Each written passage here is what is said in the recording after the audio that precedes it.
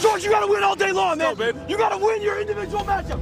You win, we win. You win, we win, man. You win, we win. Let's go, man. Let's go. Win on 3. 1, 2, 3. Well, Kirk Cousins clearly the superstitious sort. He's done it the last 2 games and reluctantly made it a 3rd straight today. We'll see if they end up with another win. Wind could be a factor today. How about it, Shannon Spade? That's right. I've heard a whole lot of players talking about wind pregame, Tom. 40 mile per hour, up to 40 mile per hour gusts outside the stadium.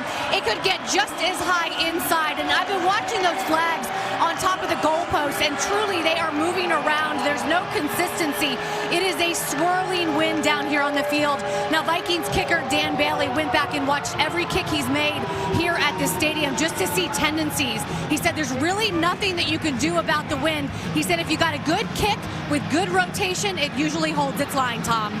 All right, Shannon, thank you very much. We'll be checking in regularly. Mike Zimmer, a native of Lockport, Illinois, 62 years young, his 5th year as head coach of Minnesota. And Todd Bowles grew up just down the road in Elizabeth, New Jersey, in his 4th year as head coach of the Jets. Jets won the toss, deferred to the second half. So we are underway. This is Holton Hill from the goal line. And he's up to the 27. Kirk Cousins, 30 years old. His first season, of course, is Minnesota. Grew up in Holland, Michigan. In 3 road games this year, you see 383 passing yards per game. And look at the touchdown to interception ratio. He's been very good. And a lot has been made this week, Chris, of the fact that, you know, Cousins was offered a 3-year, $90 million contract with the Jets. Many felt like he used that as straight leverage to up the ante by Minnesota, which ultimately did happen. You take a look at it. He felt the decision that because Minnesota made it to the NFC Championship game, that gave him the best chance to win now. Well, apparently there must have been some kind of penalty because the referee's microphone is not working. This is Latavius Murray, coming off a monster game a week ago, and a flag comes in very late from the secondary after Murray had been dropped.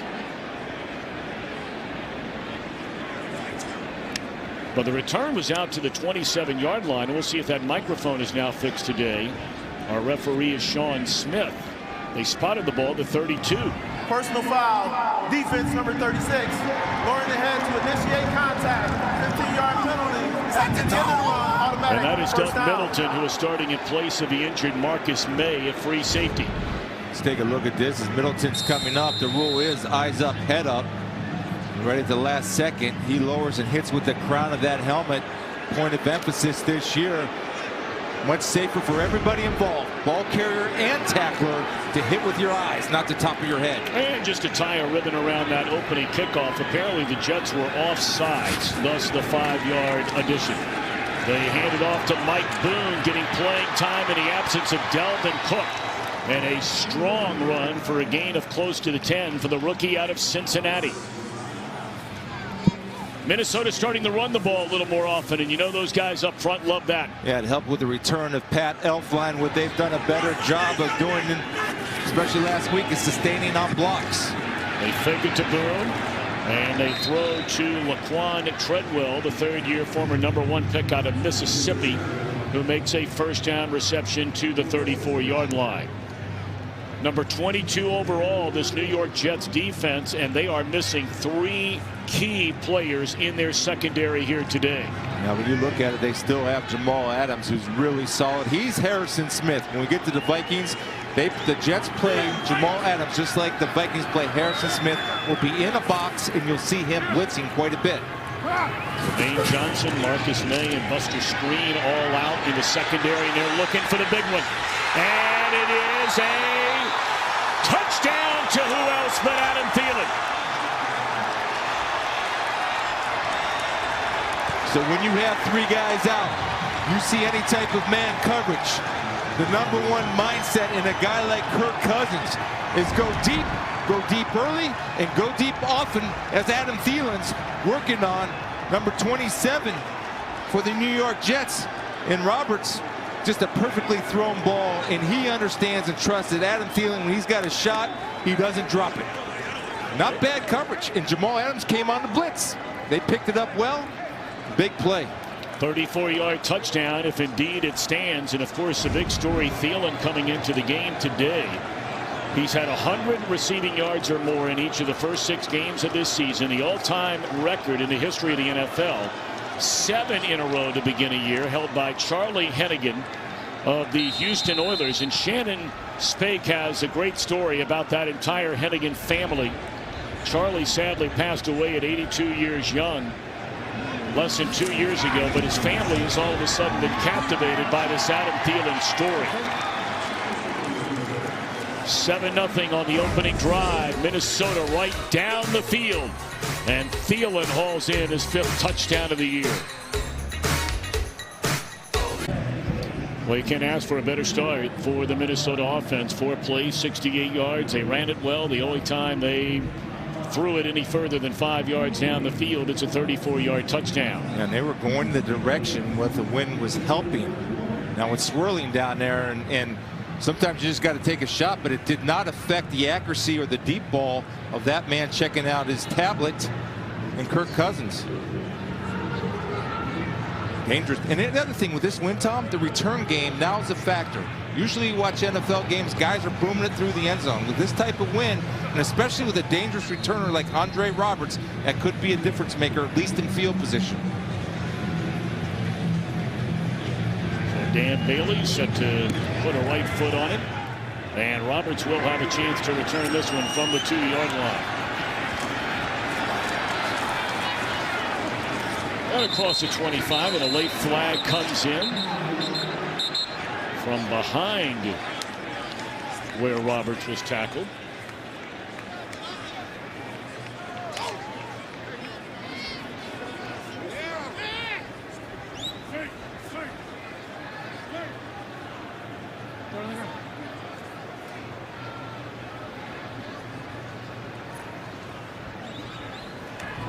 Personal foul. Illegal double team block. Receiving team number 89. He was involved in the double team block. Half the distance penalty. First down. That's a tight end, Chris Herndon. That's a big one. That takes you from across the 25. And a 15-yard penalty would back them all the way up to the roughly the 11-yard line.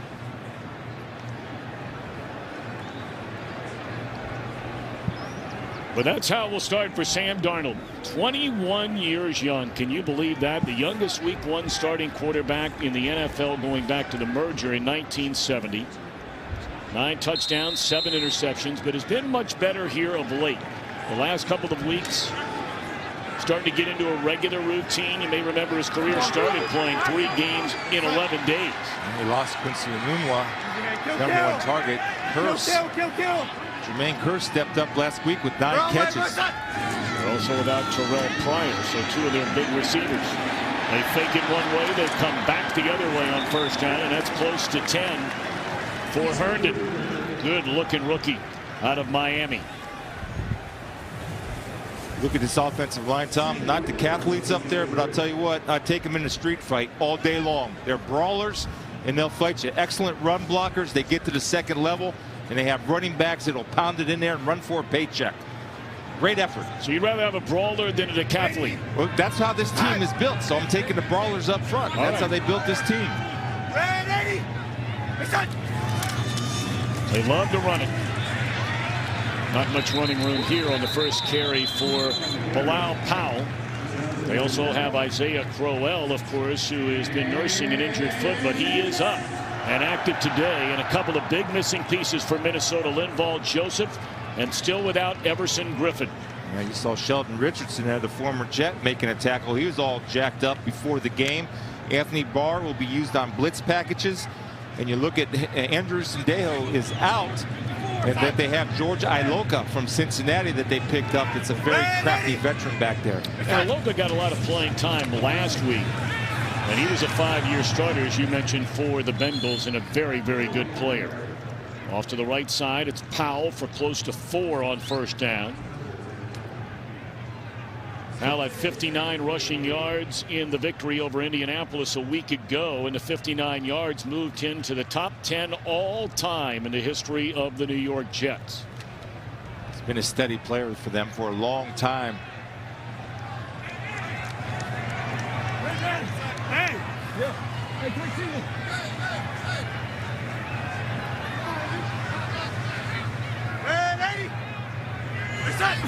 They're spotted for a gain of 3, so 2nd and 7. And a dangerous throw there with an eye on Curse into double coverage. Trey Waynes coming off an outstanding game a week ago. It brings up 3rd down, and we check in for the first time today with our good friend Carissa Thompson. Hi, Carissa. Hi, Tom. Here we go. Lions-Dolphins. Matt Stafford finds tight end Michael Roberts for this 15-yard score, the first opening drive touchdown of the season for the Lions. Starting strong here on the road. They're up 7-0. Tom? All right, Carissa, 3rd down. This Minnesota defense the last 2 years has been by far the best in the NFL. And last week they allowed 0 for 10 by the Cardinals offense. 3rd down and 7. And Darnold throws it up there, but it's short on the completion, the far side. Hard to tell, looked like Powell made the catch, but the Jets will be forced to punt it. So one of the best pass rushing safeties in the game is number 22, Harrison Smith. We talked about Anthony Barr. He's going to be involved in the pass rush. You're forcing Darnold to make decisions. Then the one thing the Vikings have going for them is Eric Kendricks. Really one of the best cover linebackers that there is in the NFL, along with Deion Jones down in Atlanta when he's healthy. Vikings in a drop back too because of the wind. Edwards puts a foot on it. And a really good punt. We'll see where they spot it, though. You say it's a good punt until you make sure where the officials saw that ball go out of bounds. And we'll tell you that when we get back. Vikings and the Jets, Minnesota out to a 7-0 first quarter lead. 10:27 to go in the opening quarter from the Meadowlands in New Jersey. Minnesota 1 possession, 1 touchdown. Vikings will begin this drive from the 25-yard line.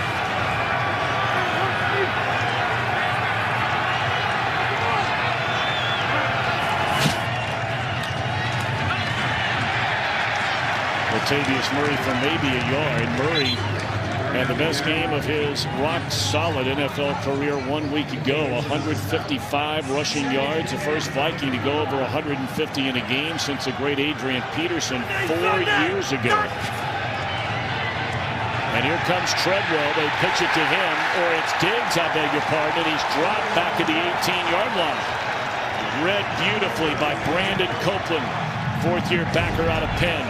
So they're getting defensive coordinator Casey Rogers. His MO for the Jets back is blitz, blitz, blitz. They're taking away running lanes, and I'm surprised right now that Kirk Cousins isn't audibling.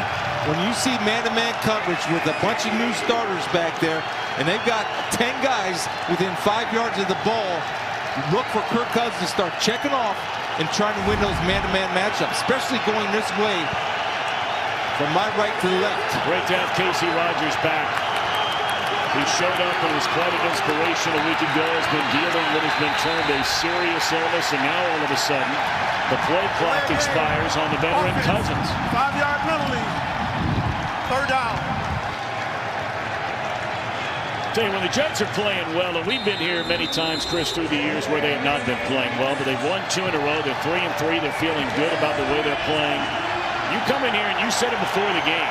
This crowd, the Jets crowd, is a fun crowd. It's a great energy. I used to love playing here because of the passion that the Jets fan have, and because of the great insults I used to receive. Cousins in trouble. Is out of safety.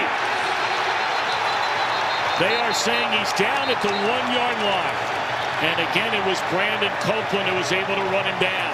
There's one knock on Kirk Cousins, that he does not have that clock in his head. It's not natural for him. You have to know where you are in the field. You do not take chances. You dump the ball and you throw it away. This is taking too much of a risk and a chance, especially if you're a guy that leads the league in strip sacks at 4. Doesn't protect the ball, and his clock in his head's not working. He needs to reset that. Understanding pressure's coming. Matt Weil will punt out of his own end zone, and not a lot of room to work with. The Jets, are they coming after this one? They are, and did not get there. What a punt by Weil with a wind at his back. And Roberts unable to handle it cleanly. It'll still be good field position. But the punter delivers when they need it most. What a stand defensively there by the Jets, trailing by 7. So inside this helmet, there's an eternal clock that has to go off in the quarterback's head, especially when you're backed up. First of all, his clock and the alarm doesn't go off. The second thing that he does wrong is when you're down in this type of field position, you do not retreat to your end zone. You either take a knee and take the sack or throw it away. One of the two, or throw it at somebody's feet. That's what Diggs was just saying. Get the clock in your head reset because they're coming. Weil given credit for a 63-yard punt from his own end zone. So the Jets started just outside their own 35 on a first down, and Darnold out of the shotgun will hand it off for the first time today for Isaiah Crowell. His first year coming over from Cleveland. What a game he had 2 weeks ago against Denver. 15 carries, 219 yards. Only the 4th player in the history of the league with 15 or fewer rushers and 200 or more yards in a single game. Yeah, I just always admired Isaiah Crowell because of his toughness. I said earlier, he runs for a paycheck. He earns his money. He will fight and claw and scratch for every inch of turf that he can get. Well, he's only one of 2 running backs in the NFL that's not missed a single game due to injury over the last 4 years, and he's nursing an injured foot right now. What a beautiful throw that was by Darnold, but broken up. That's Stephen Weatherly in coverage of Neil Sterling, the tight end. And Weatherly jarring that one loose, what looked like a completion. And let's check in again with Carissa Thompson. Thanks, Tom. Pats, Bears, no Gronk, no problem. Opening drive, Tom Brady connects with Julian Edelman for this 9-yard score. They're up early, 7-0. Tom? All right, Carissa, thank you very much. That's a big game for the Bears, and a lot of Vikings fans, of course, watching that one. Vikings a half game behind Chicago in the NFC North. I think Khalil Mack has a little bit of an ankle injury. It was a question mark going into that game. How about the defensive end covering the tight end on a wheel route? Weatherly, former linebacker. Good protection this time and some miscommunication there, although Kearse was looking for a flag. He got tangled up out there with Trey Waynes on a 3rd down, and 3 and out after getting very good field position for Darnold, Kearse, and the Jets. Well, here's Weatherly right here covering. That's a big defensive end who's known for a pass rusher, but not looking back for the football and playing the hands. That's a beautiful job of not looking back for the ball so he doesn't lose sight. Timed it perfectly with the strip on Sterling. Coming from a 3-point stance covering time. Tough duty. Into that wind, and Marcus Sherrills, a Minnesota native, plays it off a bounce, and he is dropped immediately at the 14-yard line. Good coverage down there by Sharon Peake. Cousins and the Vikings, an early 7-0 lead in Jersey. Welcome back to MetLife Stadium, home to both the New York Jets and, of course, the New York Football Giants. 7 minutes to play in this opening quarter. Empty backfield for Cousins and the Vikings, starting this drive from their own 12. 3rd pass attempt, and all 3 completed. 2nd one to Thielen. Of course, a series of events led to both Darnold and Cousins being where they are. Alex Smith was traded. Multiple teams wanted Cousins, including the Jets. He winds up signing with Minnesota. The Jets trade up from 6 to 3. Baker Mayfield, Saquon Barkley, 1 and 2, and that's where the Jets found Darnold, saying that's the guy they wanted all along. Yeah, of course it is. And I think he was the most NFL-ready quarterback to come out, and he's only gotten better each week. Maybe their franchise quarterback. He's played pretty darn good. 9 touchdowns, 7 interceptions. You see Tom Compton down, starting guard. They've had their issues on injuries with the offensive line. Of course, Compton's already in there replacing the injured Nick Easton. So they're going down to 3 on the depth chart. Hopefully Compton's all right. We're back after this message from Progressive. I remember I talked about in the open as Adam Thielen causes concern for defensive backs. Stephon Diggs causes fear. You take a look at it. Claiborne, their best cover guy, is blanketing Diggs. He's traveling with Diggs anywhere he goes.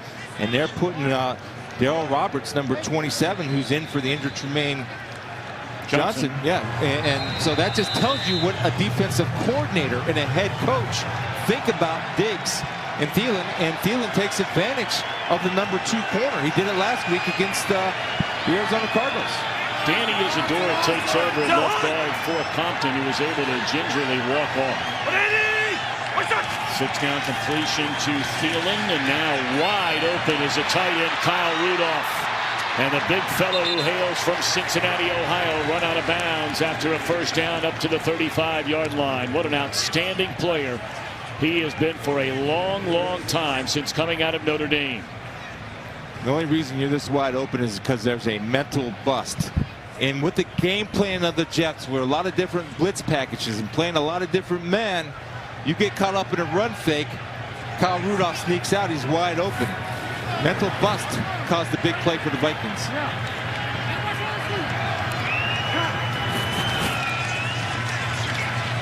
Break the run. They throw it to Diggs. That's his first catch of the afternoon. And this time it wound up Roberts out there with him, and he wraps him up. Shannon Spake. Tom, I talked to Sam Darnold and Adam Thielen pregame about the win. Both kind of shrugged it off. Sam told me it's more about staying warm for him. But I did see Kirk Cousins throw some bombs, 45-yard receptions to 3 of his receivers, the way that they're going right now, so towards that end zone. And he was 3 for 3. And I'm curious, Chris, and want to ask you a question. You grew up in a cold weather climate. Here's a big one down the field. An outstanding coverage by Roberts. Going step for step with Stephon Diggs. Outstanding play. So now we see Roberts on Diggs.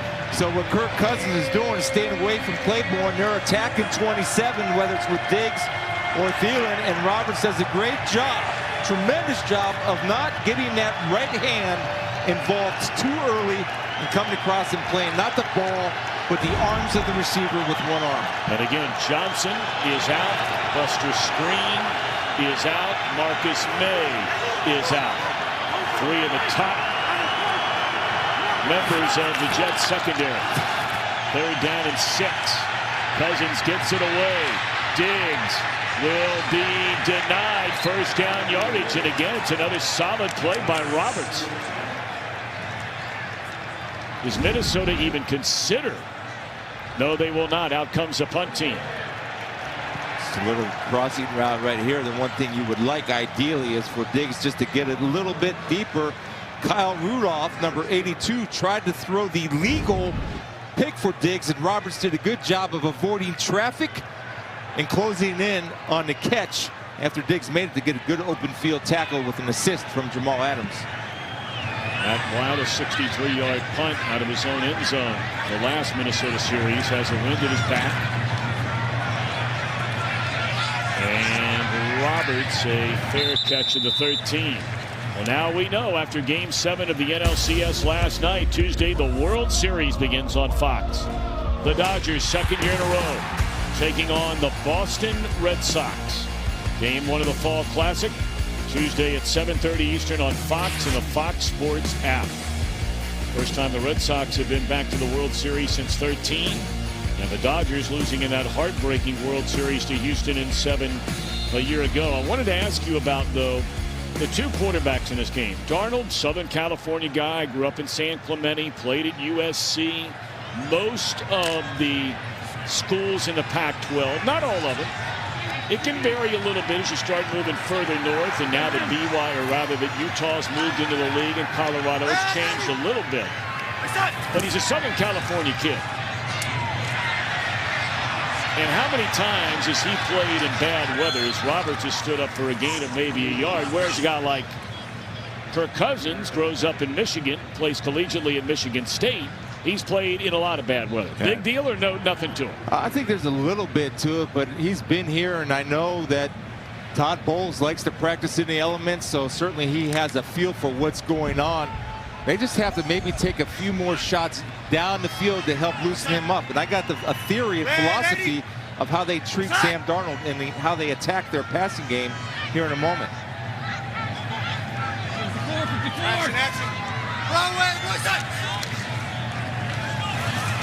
Now on 2nd down. And that's enough for a first down up to the 27-yard line.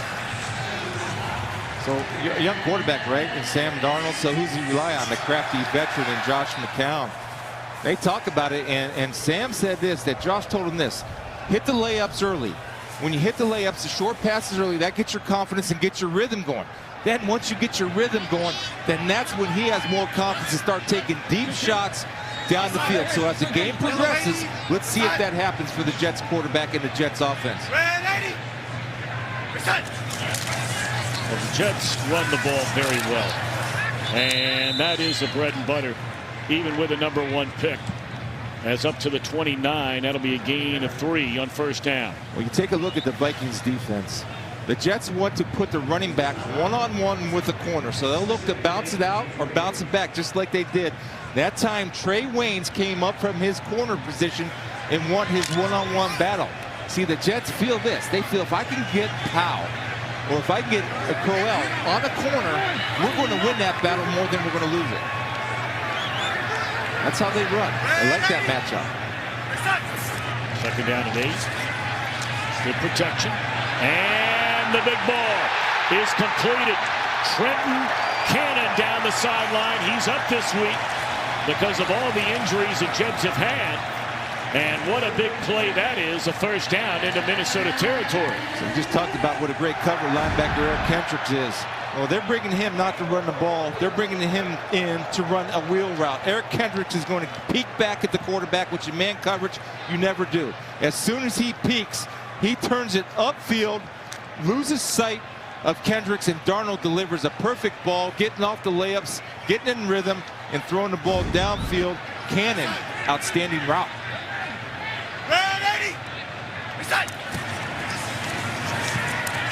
And wide open across the middle is Robbie Anderson. He's inside the 20, run out of bounds inside the 15. And there's an injured Viking in the middle of the field. It's Trey Waynes. Trey Waynes got knocked off by Xavier Rhodes. Watch this route. This is going to be a pick route. Robbie Anderson is a speed guy. Now watch the pick route. He gets a pick right there just by running guys closest together. That knocks Xavier Rhodes off of his coverage, and it takes Trey Waynes out. So that's a well-designed play by the New York Jets. While I mean, we're seeing this more and more throughout football. Not only pick routes that are close to the line of scrimmage or in the red zone, we're starting to see pick routes down the middle of the field and creating difficult choices for quarterbacks to make. And you see those, Tom, not in zone, but you see that more in man-to-man coverage. Because in zone, defenders just pass the guy off when he crosses the face. And man-to-man, he goes, I got to go. Well, they go 35 yards on the completion to Cannon, 24 more on the completion to Anderson. Now, here's an area where the Jets have struggled so far this year. And that would be inside the opponent's 20-yard line. Some call it the red zone. No struggles, however, on this first trip. Touchdown, Herndon. So this is RPO all the way. Sam Darnold is quite comfortable running this from his days at SC. Herndon is a guy that can get down the field. He loses sight of his man. The linebacker's taken in by the fake. Harrison Smith has to carry him all the way. He does not. That's an easy pitch and catch.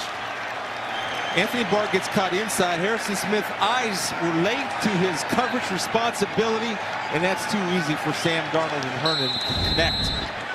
You know, look, sometimes that red zone statistic can be a little bit misleading.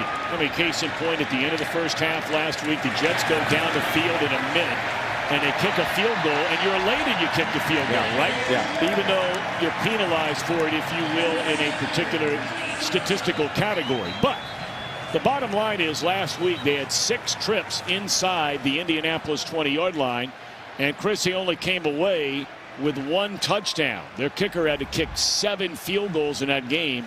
Most times you're not going to win kicking field goals. And so most of the NFL, not all the NFL, but most of the NFL, from the 20 to the 20, offenses are going to move the football.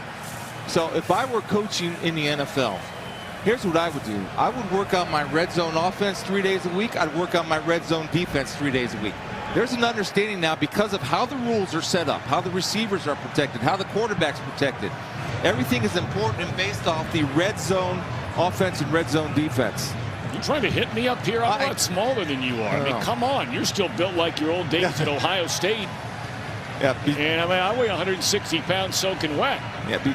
Besides the titanium hip and the chicken neck, I probably would take a shot at you.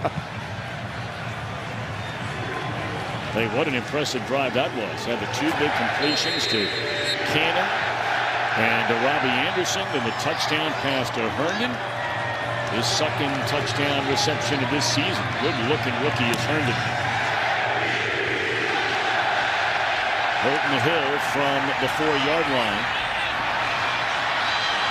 And he's caught from behind, but not for bringing it out to the 34. And let's check in once more with Shannon. Well, Tom, you mentioned Tom Compton coming over to the sideline. They did do a stability test on that right ankle, brought him back into the locker room. Certainly he will be missed on that line, as he is one of 3 players coming into this game that has taken every single snap this season and certainly has that relationship with Kirk Cousins from Washington. And it still is Adora taking over at that guard position for the injured Compton. So, Shannon, thank you. There's Adora. Latavius Murray. And he's up to the 35. I'll call it a 2-yard gain. Tripped up by Morris Claiborne. It's a homecoming of sorts for Murray. He grew up in Nedrow, New York. Onondaga Central High School, and is pursuing during the offseason his master's degree in business administration from Syracuse University. Very bright, smart young man and a good player. Everybody talks about him in the Viking locker room, what a great guy he is. And a nice 1B when they get Dalvin Cook back and healthy. A great year last year when Dalvin Cook was out for the year. And Murray once more. He's up to the 40 on what will be the final play of this opening quarter. We're going to bring up a 3rd and 3 when we start chapter number 2. We figured this had a chance to be a good game. Jets are playing well. Vikings have won a couple in a row. We're tied at 7. You're watching the NFL on Fox. Well, we talked about how windy it is here in the Meadowlands of New Jersey, and we haven't seen it be all that much of a factor through the opening quarter. A 7-7 game and a 3rd down for the Vikings. 3 yards to go from their own 39. And Cousins all day to throw and tried to make a very tough throw.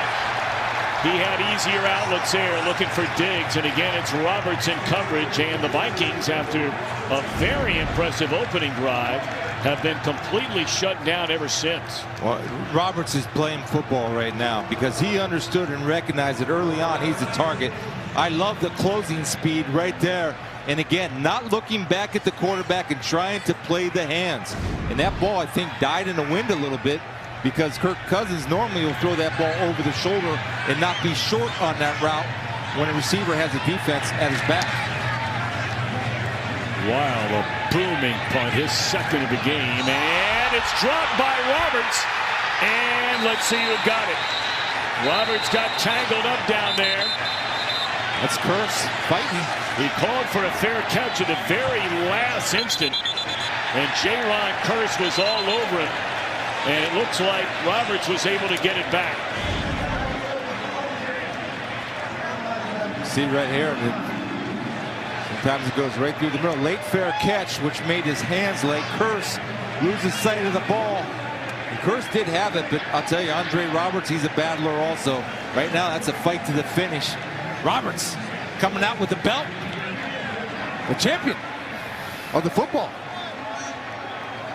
Big play. Put that in the banks. That could be a game changer right there for the Jets. Saving field position. All right, so now Darnold and the Jets start this drive from their own 7, just underway here in the 2nd quarter.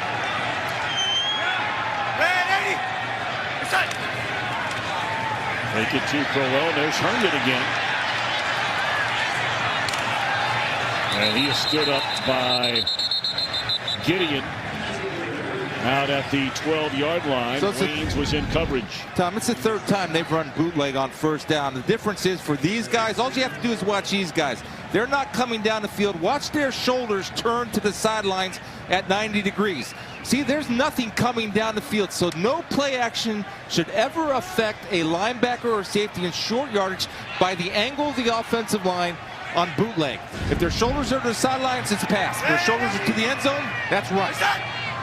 Well, it's something you talk about all the time and made a big difference in your career, and you're up as a Hall of Fame nominee, is using your eyes oftentimes. Crowell trying to cut it back. Boy, Waynes is really playing good football right now for Minnesota. He had his best game last week, and Todd Bowles said this week that Jamal Adams plays great with his eyes. Darren Lee, the linebackers, playing better with their eyes.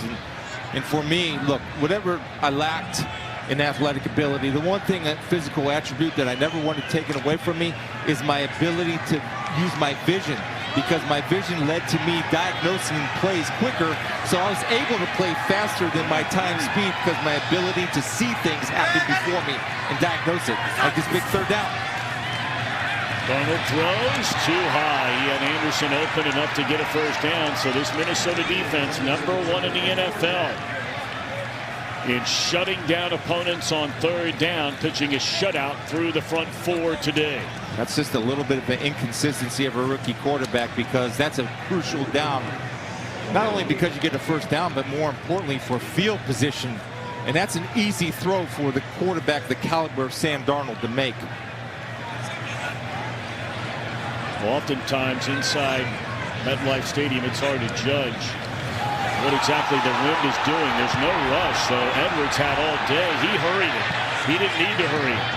And a very short punt. He fumbled the snap. And of course, the time clock is saying, oh man, I got to get it off, got to get it off. And he had a lot of time to regroup. And there is a penalty flag down. I don't think you take that chance. And again, the Jets are lucky to avoid a disastrous turnover, simply because the Vikings had a return set up as opposed to any type of punt rush. Man downfield. Kicking team number 51. 5-yard penalty will be added to the dead ball spot. First down, timeout. Now you wonder, was the snap affected by that wind? Absolutely. Look at it again when we come back. 28-yard punt. B, you're the smartest baseball man I know. He's supposed to fire a fastball back here. Instead, he throws the breaking ball. He's expecting fastball. He gets the breaking ball. It's a bad snap, and then it's off speed. It's slow. And they're very lucky again to avoid disaster. Mark that in the banks of missed opportunities for the Vikings. Slant pattern, appeared to be contact there, and there was. Claiborne wrapping himself around Adam Thielen, who has a 34-yard touchdown reception in this game. Again, we're keeping an eye on Thielen and trying to get to 100 receiving yards. Pass interference, defense number 21. Automatic first down. Interesting philosophical change by the Jets. They're putting Claiborne on Thielen,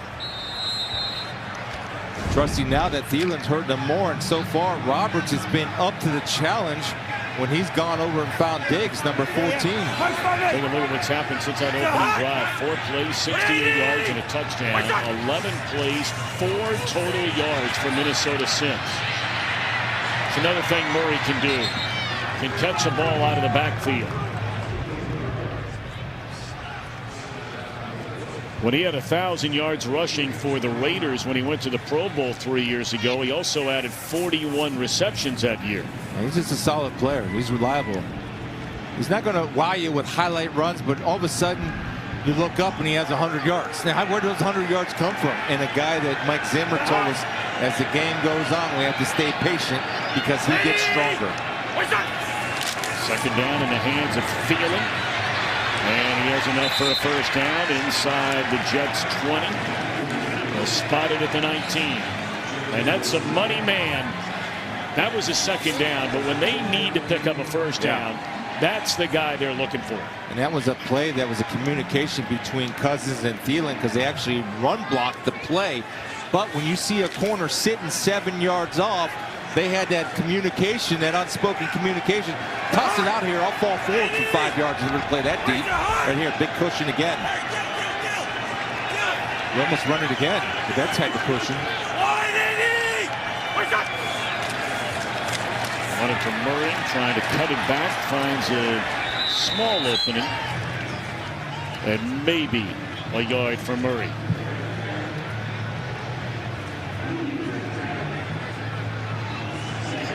Now, we were talking about the Jets' red zone offense inside the opponent's 20-yard line. 17 times they've been there. 9 times they've scored touchdowns. That's Minnesota on offense, and that's roughly the middle of the pack. Kyle Rudolph in this area, 30 red zone touchdowns out of 39 career touchdowns. And down inside the 5. Catches made again by Thielen. First and goal for Minnesota, the 3-yard line. So what are we talking about, Tom? If you get it in the area code, they're going to high-low right here. Rudolph's going to go low. Thielen's going to go high. Claiborne lets him such a clean release off the line of scrimmage, thinking he has help over top. But I'm telling you, one thing you can do if you're guarding Adam Thielen, I know it's tougher, it's easy to say in this booth, get hands on him at the line of scrimmage if you're in press position to disrupt the timing of the route, Claiborne. Jack him up on that line of scrimmage.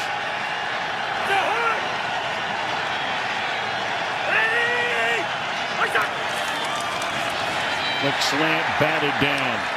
Stepping right in there was Henry Anderson. Anderson's been a nice pickup. They traded for him just before the season began. Already has 2.5 sacks. That's a career high. Done a good job. And of course, batted balls has become a real issue now for Cousins. Had 6 of them last week. They only counted it as 5 because one of them was batted right back to him and he caught it.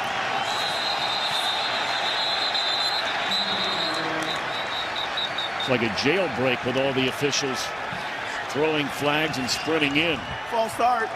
Offense number 14. 5-yard penalty. Second down.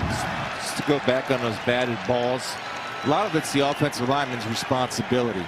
In a 3-step drop as an offensive lineman, your job is to get the defensive lineman's hands down. How do you do that? You go right after their quads and you go right after their kneecaps. You cut them. That's natural instinct, is to put their hands down. That creates throwing lanes.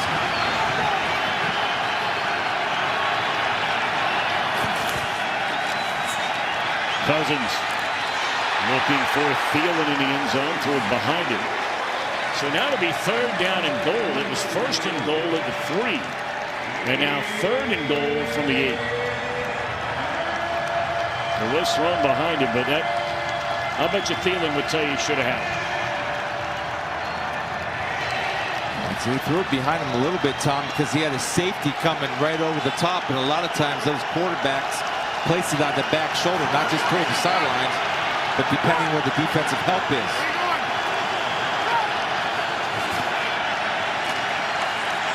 Looking for Rudolph.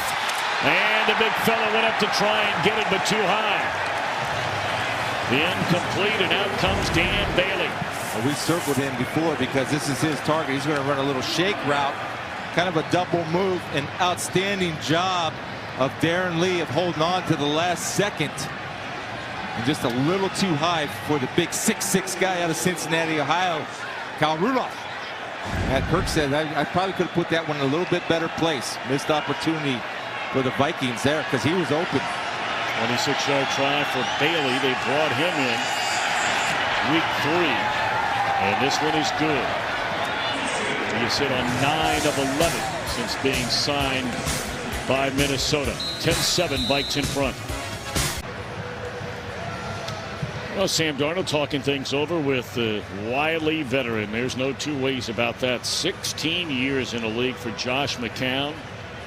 Of course, he was a great story this time a year ago. Threw for 18 touchdowns and broke his hand week 14 against Denver. And for all intents and purposes, that's when the Jets season completely unraveled. We talked about the relationship with Sam Darnold. I said sometimes I look at him as my dad, my uncle, my brother. Oh yeah, and also I look at him as a teammate. But I don't think you can have a better guy sitting there in a room to mentor Sam Darnold than Josh McCown. Andre Roberts from outside the 10, so kicking into that end of the stadium.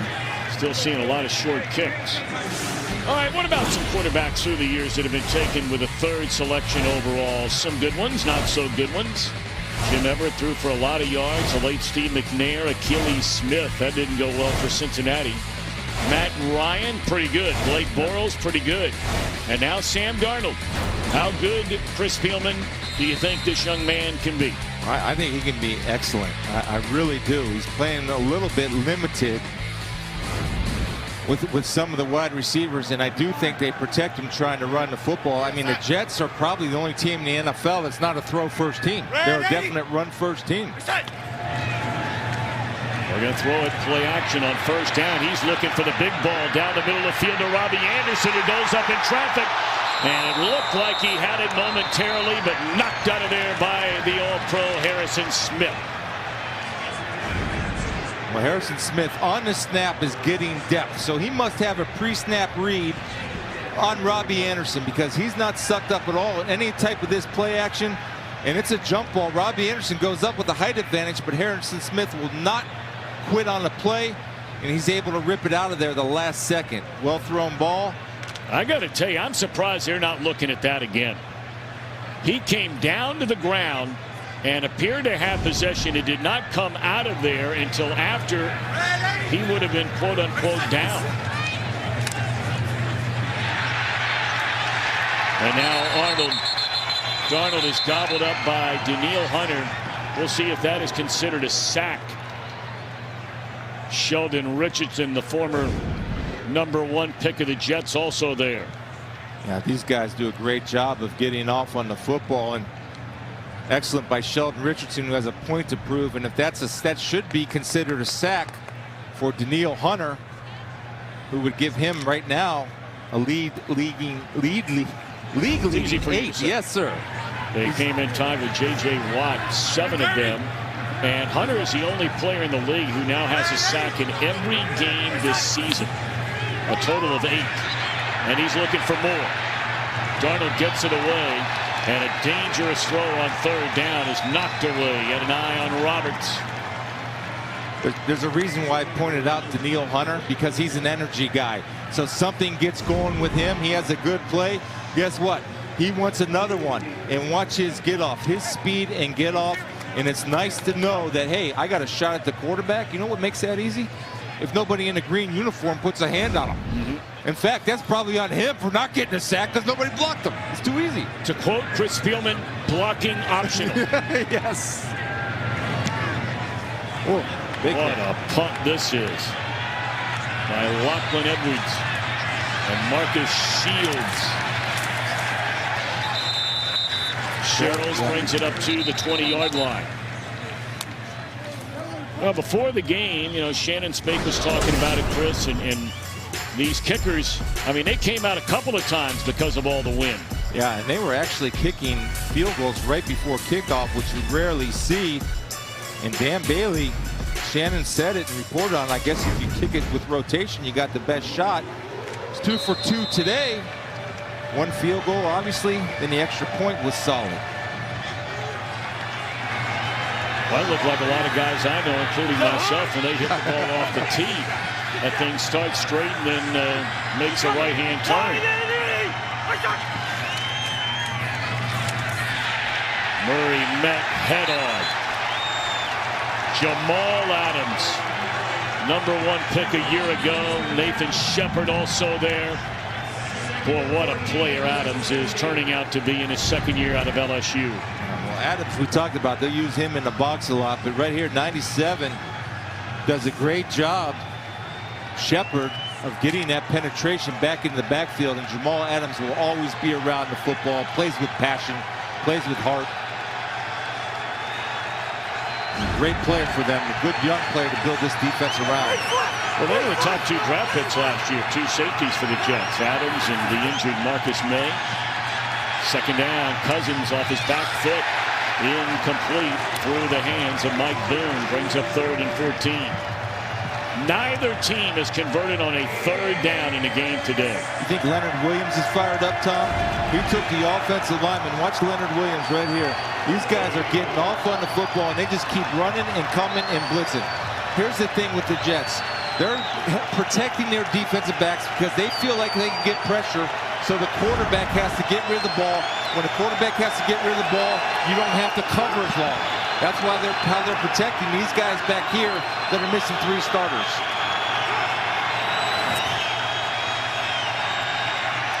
with protection here.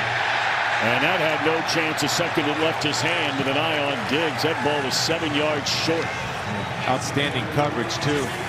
Playing zone coverage. But what I like about it, when they play zone, they change their zone. Once the receivers are downfield, then they play matchup man. So they drop in zone, then they jump to man late. They're not out there covering turf. They're out there covering men. Andre Roberts, you may remember, signaled late the last punt by Matt Weil and dropped the ball, was able to cover it back up. And now Weil again into the wind. Look at the wind, just stand that thing up. And a fair catch at the 43-yard line. Both defenses starting to tighten things up. A 10-7 game. The Jets with great field position. Get a look at the world-famous Brooklyn Bridge. What a job they've done over in that borough of Brooklyn, New York. Thought they renamed it the Schrager Bridge. That's right, Peter Schrager. Yes, Schrager. A longtime sideline reporter, of course, now at Fox in the pregame show. He's moved up to the big leagues. And he's watching in London right now, we understand. First down carry to Isaiah Crowell. That'll be a gain of 3. And let's check in with another big leaguer. That would be Carissa Thompson. Very, very nice, Tom. Yeah, you know, Schrager's just way too famous for all of us. You know who else is famous? Cordero Patterson taking this ensuing kickoff 95 yards. His 6th career kickoff return for a touchdown, tied for 3rd most all-time. Pat still trailing 17-14 on the road. Tom? Well, Vikings know all about him, Cordero Patterson, former #1 pick of Minnesota out of Florida State. Certainly a threat. This is their big nickel. Jerron Kearse plays like a linebacker in this type of defense. Second down, balls on the ground. I'm not sure Crowell ever had that football because fumbles are few and far between for them.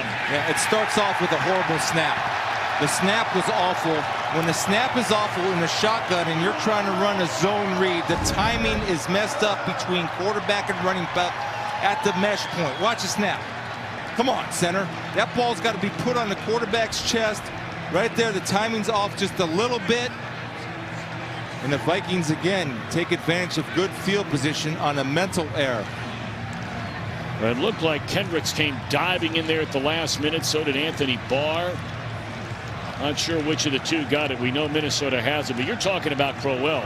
He has only fumbled 3 times in almost 765 touches of the football in his career. Rare indeed. All right, so the Jets have their best starting field position on this drive. That lasted 2 plays. Now the Vikings put it in the hands of Diggs. Tell you what, we've been calling Darryl Roberts' name a lot today. They're without Tremaine Johnson. They're without Buster Screen. And Roberts getting a lot of playing time. And so far, so good. Well, Diggs is counting on this guy to get this guy. This guy doesn't get that guy, so he makes a play. He throws a no-hitter right there, and that's an outstanding tackle by Darryl Roberts of keeping his head out of the contact area, putting it off to the side, and wrapping up. But that's where receivers blocking downfield equals big plays, especially going into the wind. You know they're going to throw shorter passes. Now, Roberts was beaten for that touchdown earlier, but that doesn't mean he's playing a bad game. There's another batted ball. That is 14 of them that Cousins has had leave his right hand, and that is by far the most in the National Football League this year. He had 11 all of last year as a Redskin. And that's Leonard Williams. He's getting double teamed right here. And that's just a veteran move. Understanding you're not getting to the quarterback. The least you can do as an inside pass rusher is get the big arms in the air to disrupt the throwing lanes. Well, as big as Williams is, that ball hit him in the armpit. Big dude.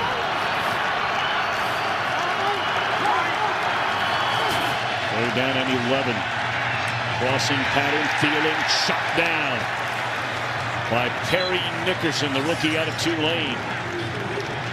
Neither one of these teams taking advantage in any form or fashion of great field possession back-to-back drives. And you notice too that you look at the passing plays going from left to right. We haven't seen too many downfield shots. And so defensive coordinators are thinking that thing, and so are the defensive players.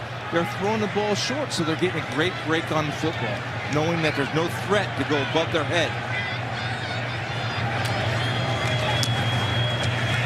End over end punt, trying to pin him inside the 20, and that's exactly what happens. Roberts nearly dropped that one.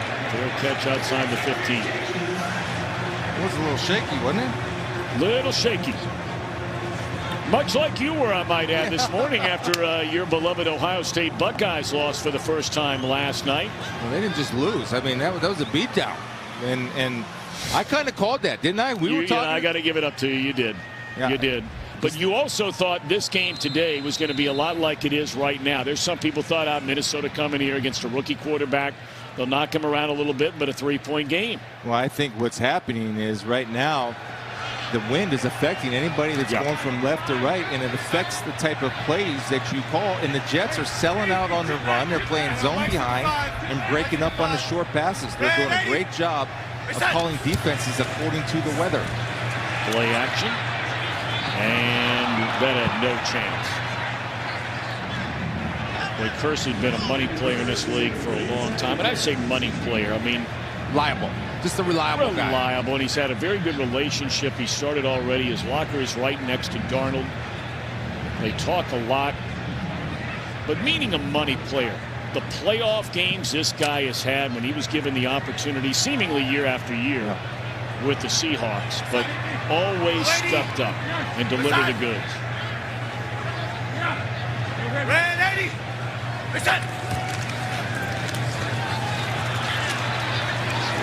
Now looking for some running room and not much there. I tell you, the Vikings are doing an excellent job with their anchor in the middle, Linval Joseph, out. Anthony Barr is starting to play football. As you see, Powell shaken up, took a good shot from Anthony Barr. What's amazing what this Minnesota defense is doing not only today but really all year. I mean, they had the one hiccup against Buffalo. There's no denying that. But, you know, and you went out to the Rams, and who slowed down the Rams so far this year, right? But they haven't played without Everson Griffin since the second game of the year, among the best pass rushing defensive ends in the NFL, and now they're without Linval Joseph. Let's check in with Carissa. Thanks, Tom. So the Lions up 10-7 in Miami when Matt Stafford hands it off to LeGarrette Blount, who does the rest. Lions leading this one 17-7, and the Lions looking for their first road win of the season. They're up right now. Tom? Now there's a team, Chris Spielman, you think has a chance to get better and better, the Lions. They are getting better because they have a trio of wide receivers that could be argued as the best in the league. A pretty darn good quarterback in Matthew Stafford, and they finally found a running game. Kid from Auburn, Kerryon Johnson, is getting better as a rookie. Great vision, can make the open man miss in space. Neither team has converted a third down today. Minnesota 0 for 6, Jets are 0 for 4. This is 3rd and 10, and looking for 7 on the long ball. And overthrown to Anderson, who had beaten the defender. Just interesting to me, and I know I keep harping on this. You're going after Xavier Rhodes, but when you're going from right to left, just look at the plays and the passes being called. We talked about Robbie Anderson, what he is as a speed guy, tries a little bit of a hesitation. Xavier Rhodes has been around a long time, and I'll tell you, if that ball's there, you're not. Xavier Rhodes can't run with Robbie Anderson for that long. But that's the difference in play calling. Under 5 minutes to go. And with the wind at his back, Lachlan Edwards blasts this one, backing up Sherrills to the 24, but a good return of nearly 10 yards. All right, so a couple of things we talked about coming into this game. Know about Cousins, spurned the Jets, 3 years, $90 million offer so far, 11 of 19, but only 97 yards. He's not turned it over. But ever since that one drive, he hadn't done much. Thielen, trying to become the first receiver since Charlie Hennigan. They would be the only two to start a year with 7 straight 100-yard receiving games. Thielen 5 catches, 63 yards. He's on his way. I can't tell you how well Roberts has played. I know he's been in there for a while, play clock operator, please reset the play clock to 22 seconds. The thing I love. love out on the field for an injured player. The thing I love, Tom, is that a player will recognize when he's a target. We talk about this all the time. NFL is a game of matchups, right? The Vikings come up and say, 27 is our matchup guy. Well, 27, except for the one play, has answered every single challenge that the Vikings have thrown at him.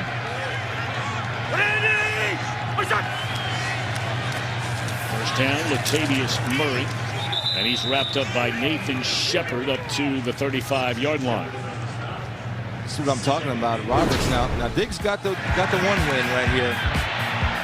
This is Roberts right here doing a great job of avoiding the interference, closing speed, awareness, again, closing speed and knocking it away. And this is what I like, a physical corner. Some would say that's an oxymoron, but it does exist in some places. That would be you. No, that would be you. Some, give me a break. Some. Oh, Darren Lee got to Cousins, and he dropped him back at the 25. Darren Lee, #1 pick out of The Ohio State University 2 years ago, has battled through some injuries. At one point in time was benched, but playing much better so far this year. Yeah, he is, and he's playing in himself, and it's Lee now. Normally he's an inside linebacker, but that's a blown assignment because he's unblocked, or the quarterback is responsible for him. But that's a young offensive line in there. You got a couple of backups rolling. Which team will convert a third down today? A combined 0 for 11. And this is not looking promising. And Cousins just throws it 20 yards beyond Stephon Diggs. 0 for 7. This New York Jets defense stopping the Minnesota Vikings on a third down. Well, I love how they're playing their zone defense, because as soon everybody talks about scramble rules, right? Scramble rules for an offense. When a quarterback scrambles, get open. See, they're playing off. Then they'll go ahead and match up.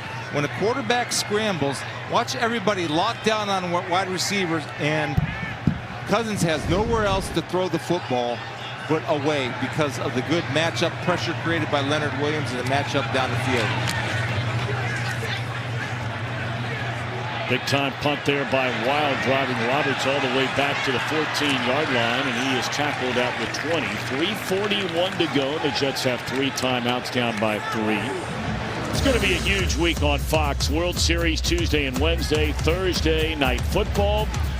The Dolphins going to Houston. J.J. Watt waiting. And the Texans. 7:30 Eastern on Fox, the NFL Network, streaming on Prime Video. Last check, Dolphins trailing, told you a short while ago, to Detroit 17-7. And the Texans are leading in Jacksonville. They're already at halftime, 13-0 Texans. That's a big game.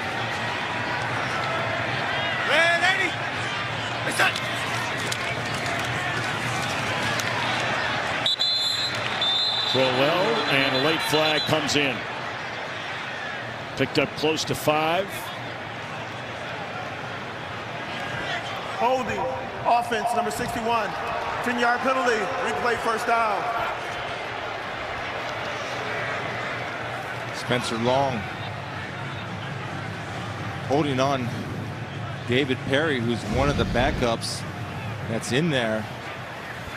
And there's the holding right there. See him have the jersey on David Perry. You got to be able to pull that off, even with the white gloves. Sometimes linemen will wear the matching gloves of the jersey's team color, white on white. Sometimes you can get away with that. It's a smart thing to do. Never take that for granted. If you're playing a team in a dark colored jersey, wear dark gloves. White jerseys, wear white gloves. Sometimes you get away with stuff. Set up the screen, and that did not fool Minnesota defensively. They lay it off for Tomlinson, but Weatherly another big play. And once more, we send it back to Los Angeles to Carissa Thompson. Thank you, Tom. So Patriots trailing 17-14 in Chicago. Tom Brady to James White with his 5-yard score. Back and forth one, a great one in Chicago. Pats up 21-17. Tom, Chris, and Shannon. That is a good game. James White's had a nice career. That's a guy nobody talks about. Guy's just a solid player. And he has the trust of number 12. You have the trust of number doubt. 12. He'll make you a star. That's what I'm waiting for you to do for me. I'm a kingmaker. Don't worry, you'll be doing that one day. Second down. And Crowell met by Weatherly. Carey there. Well, this is a really good Minnesota defense, even with a couple of really big pieces missing today. Yeah, at the beginning of the year, they were awful. We asked Mike Zimmer about that. What changed? He said, look, I did a lot of self-scouting. I got to be honest. I'm not too old to learn. We simplified things. Once we simplified things, we eliminate thought. Because if you think on a football field, guess what happens? You'll get embarrassed. That's a promise. I'm just excited I got a chance to get better. Thank you. You know, in every sport, Chris, baseball especially, football more so, analytics, so on and so forth, you get wrapped up in some of the numbers. This number doesn't lie. No, it's a big one right here. And if I'm the Jets, I'm kind of playing this a little bit cautious right now. I want to get rid of football because I have this guy coming after that guy. Well, it's a third down and 22. They need to get all the way out to the 30-yard line. They're just going to keep it on the ground, but they're not doing themselves any favors. They did not block the veteran Tom Johnson. Started the season out at Seattle. Comes back in. The Vikings, when Seattle let him go, they were able to sign him as non-restricted free agent. Beats Winters off the punch. That's a tough block for Winters to try to get him from that angle. And Tom Johnson is a solid football player, that good number 3 in that rotation at the 3 technique. Well, it took teams a long time to figure that out. It's a young man who went from NFL Europe to the Canadian Football League, the Arena League. He's been everywhere. Finally signed by New Orleans for 3 years, but he has been an excellent addition to Minnesota over the last 4 seasons. You mentioned they let him go, and they just brought him back. And what I mean by 3 technique, that's when a defensive lineman lines outside shoulder of the guard. That's why it's called a 3 technique. He's in the 3rd position of an offensive guard, working inside out. Not much room to work with for Edwards. And this one is from the 47, fielded by Sherrills. And look out here, one of the best in the NFL. Sherrills run out of bounds at the 35, but as it seems to be on every special teams play, we have a penalty flag down. Well, it came out early in the call, and the Vikings are pointing toward the Jets. I think it's one of those deals where a runner runs out of bounds and does not work to get back into the field of play. During the kick, we have a member of the kicking team going out of bounds on his own and returning. That's a 5-yard penalty added to the end of the run, first down. You're all over it. Yeah, it's just a mental error right here, and that's Cannon. Young football player, you're running out of bounds on your own. Nobody touched you. That's a mental error, and you have to have awareness of where you are in the field to give your team a chance to win and your unit a chance to succeed. All right, so now even better field position this time for Cousins in Minnesota than the last possession, which turned out to be 3 and out. Straight drop there by Diggs, who has 1 reception. I think the ball was tipped by Darren Lee. I believe it was tipped, which threw a knuckleball. Well, look at these numbers for Cousins. 9 of 11. They go down the field, score a touchdown, the 34-yard pass to Thielen. 2 of 11 since then. And if you include that tip, that makes 4 of them that have been tipped. That's amazing. You think about that. I mean, that stat is amazing. Disrupting the timing of the routes, and the Jets obviously watched the game plan of the Cardinals are getting hands up. Lay this one off to Diggs and just nowhere to go. Beautifully defended by Terrence Brooks, able to chase him down. Boys, Jets defense is really playing well. You know, they give up yards, and I know their stats aren't the greatest, but I'll tell you what, I'll put their effort, this gangrene defense, I'll put that man's defense as far as effort, and that's a direct reflection of Todd Bowles, up against anybody in the NFL. And that's the background of both of these head coaches. Bowles, a former defensive coordinator, and of course Zimmer for 3 different teams, longtime defensive coordinator with the Bengals. 3rd down and 11. Diggs short of a first down at the 23-yard line. What do you go for it here? You'd be kicking a long field goal into the wind. So do you think about going on a 4th down and let's call it 4? They spot the ball at the 24-yard line. I think you check with your kicker, Dan Bailey, in pregame warmup going this direction. Dan Bailey's limit was about 46 to 47 yards. So I think you think about it. You have a conversation with your kicker and saying, what do you think? I think what they're taking a look at right now is whether or not this ball was actually caught by Diggs. Juggling there. Oh, this may be coming back, which would back him up, of course, to a 4th down where you're automatically going to punt it. Yeah, I think his hands are underneath the ball. Let's see. And that ball's not really moving. Maybe a little bit.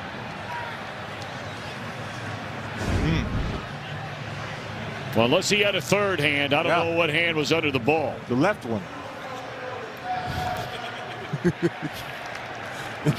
I mean, I don't know. I mean, they're taking a look at it, and it looks like it's going to stand up. Now watch his left hand. I think his left hand is under it. We lose it right here. The right hand is off. I think that left hand, which we can't see, is under it. You know what? You might be right after looking at that again. Yeah. That left hand, the knuckles actually circled up underneath it. My first time I saw a knuckle catch. I saw knuckle sandwiches, plenty of them in the day. First time I saw a knuckle catch.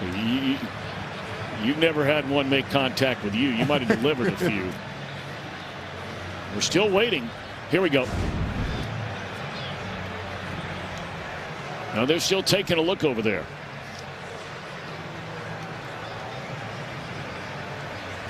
It's a long discussion going on. Well, Mike Pereira, former NFL of officials here, made his home in New York City for a long time. What do you think here, young man? Here comes a on the field of a complete pass stands. 4th down. Mike, were you surprised by that decision there? No, Tom, and I'll tell you why not. You couldn't see that left hand with the knuckles. And if he'd have lost, he had control first. If he'd have lost control, that ball would have turned over, and it actually didn't move at all. So to me, the left hand's still in the ball. I don't think there was anything that allowed you to change the decision on the field. All righty, we thank Mike Pereira. Be with us throughout the entire afternoon. 42-yard field goal try by Bailey, who's 9 of 11 since joining Minnesota. And that one is no good.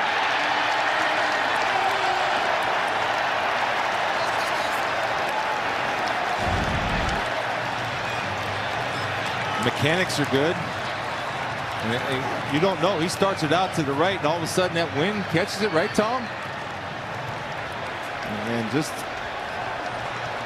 I don't think there's any doubt about it. I mean, to say that the wind had no effect on that ball, I'm not buying it for a minute. We've been watching Dan Bailey kick for a long time. The 2nd most accurate field goal kicker in the history of the NFL. Minnesota as a team has now missed a total of 6 field goals this year, most in the NFL. They're working on their 2nd field goal kicker of the year. A couple game winners in Green Bay early in the year. All right, now a week ago against Indianapolis, when they had timeouts and they had some time, they let Arnold throw it down the field. And it looks like they are here. Under heavy pressure, and he throws it away. All right, Kurt Menefee, we know the Visa halftime is coming up shortly. How about it?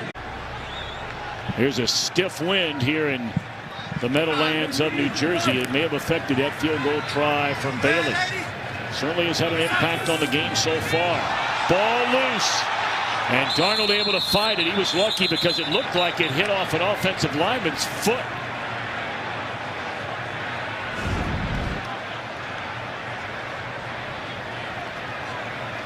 Again, that's a bad snap. Yep.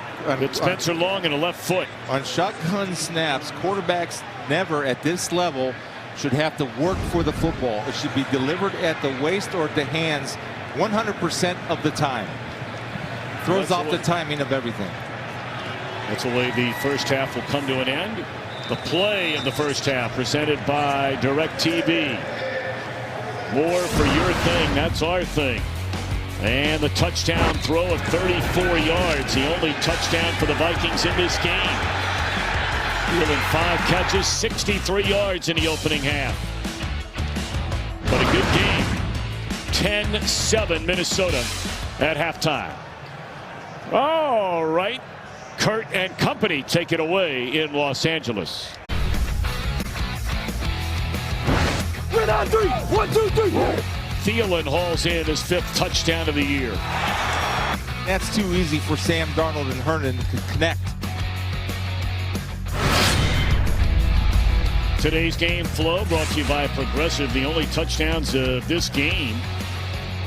And not much in terms of offense. In fact, neither team converting a single third down. The last time that happened in an NFL game in the first half of a game, you've got to go all the way back to the final week of the 2014 year. See what Sam Darnold and Josh McCown as his advisor. They'll have the wind as their helper to start this second half. See what they've devised and talked about in the locker room. Jeremy Bates, the offensive coordinator. You were digging around and you made a number of comments as that one is slugged through the back of the end zone about the difference in play calling when teams have the wind at their back as opposed to throwing into the wind. It's been a significant difference that we have seen, especially on the Minnesota side today. And just for example, with the wind, Kirk Cousins averages 9.7 yards attempt. Into the wind, it tells you the difference, 2.7 yards per attempt. Going to check in with Shannon Spake here in a moment. She was able to bring us up to speed on what the coaches are thinking about here at halftime of this 10-7 game just underway in the third quarter on a first down. They hand it off to Crowell. And he tries to turn the corner depending on the spot. Very close to a first down. And here is Shannon. Yeah, and the Jets are currently moving towards the north side of the stadium, guys, which is where the wind has been significantly greater. For both of these teams, though, it really is stick to schedule. Mike Zimmer said we got to continue to run the ball. We got to continue to throw the ball downfield. He said eventually one of them will stick. Now, as far as the Jets, it's the same thing. We got to run the ball. Now, they will have to do it without Bilal Powell. He's out with a neck injury. Trenton Cannon, the rookie, will pick up some of those carries.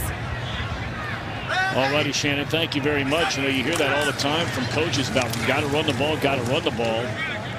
Neither team ran the ball more than 10 times in the first half. Now we start off with back-to-back runs by Crowell to begin this second half. I just think that's how the Jets are built, and quite frankly, the Minnesota Vikings have not taken advantage of the turnovers in field positions that they've created. And don't forget, Isaiah Crowell came into this a little questionable with a foot injury. He was on that giant injury list that Shannon presented at the beginning of the game.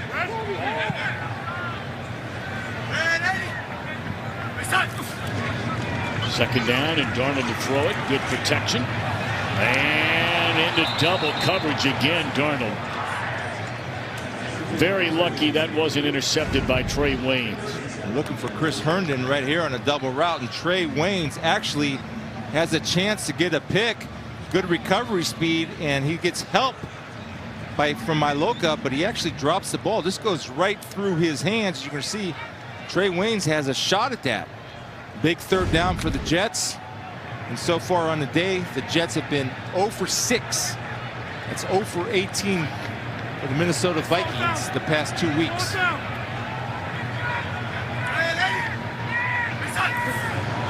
Third down, blitz coming, and Darnold fires, incomplete. Miscommunication there with Robbie Anderson. So after getting a first down running the ball, they run on first down, they get 2 yards, they put it up twice in a row, incomplete, now time to punt. Yeah, they're looking for that shot downfield, and they're going to take those shots down the field, moving from right to left.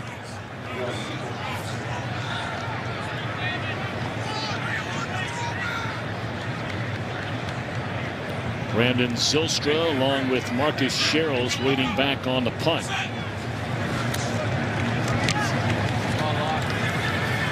And this will be Zylstra from the 31. And still on his feet out across the 35 to the 37. First possession of the second half coming up for Cousins and the Vikings in a 3-point game. So Sam Darnold, the rookie, under duress. Sheldon Richardson. This is a perfect example of how you're not going to show up on a stat sheet, but what you are going to do is make a great play for your team by driving the offensive lineman into Sam Darnold, which does not allow him to finish his throw, and actually bumped his right arm right there. That looked like his hand followed through right on his teammate's helmet. But no one's over there looking at it on the Jets sideline. First down for Cousins and the Vikings. They give it to Murray. And on first down, they're still shoving that pile forward. We'll see where they spot it.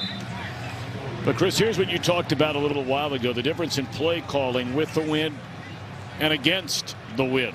And right there, that 2.3 yards, and just very difficult to throw the ball downfield. And I also want to give credit, please, to Todd Bowles and Casey Rogers in the defense and what these guys are playing. But it's still so difficult to throw into this wind. And so Mike Zimmer told Shannon, we got to get the running game going. They only ran for 15 yards in the first half. They get to Murray, and now rolling is Cousins. And coming back to get the football is Stephon Diggs, and that's a first down up to the 47-yard line, and we go to Carissa Thompson. Thanks, Tom. Eagles up 10-0 against the Panthers when Carson Wentz finds rookie tight end Dallas Goedert for this 1-yard score, his second of the year. Eagles leading this one at home 17-0 in the third. Tom? The Eagles starting to get it together. Yeah, they are. They had a tough loss against the Vikings at home.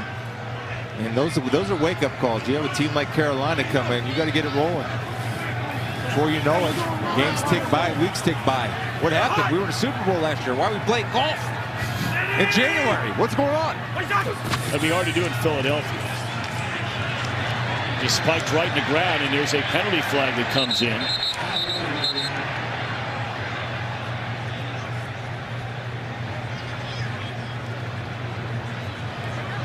Holding, offense number 74, 2-yard penalty. Play first down. That's Mike Remmers. They moved him, you may remember, at the end of last year from tackle to right guard.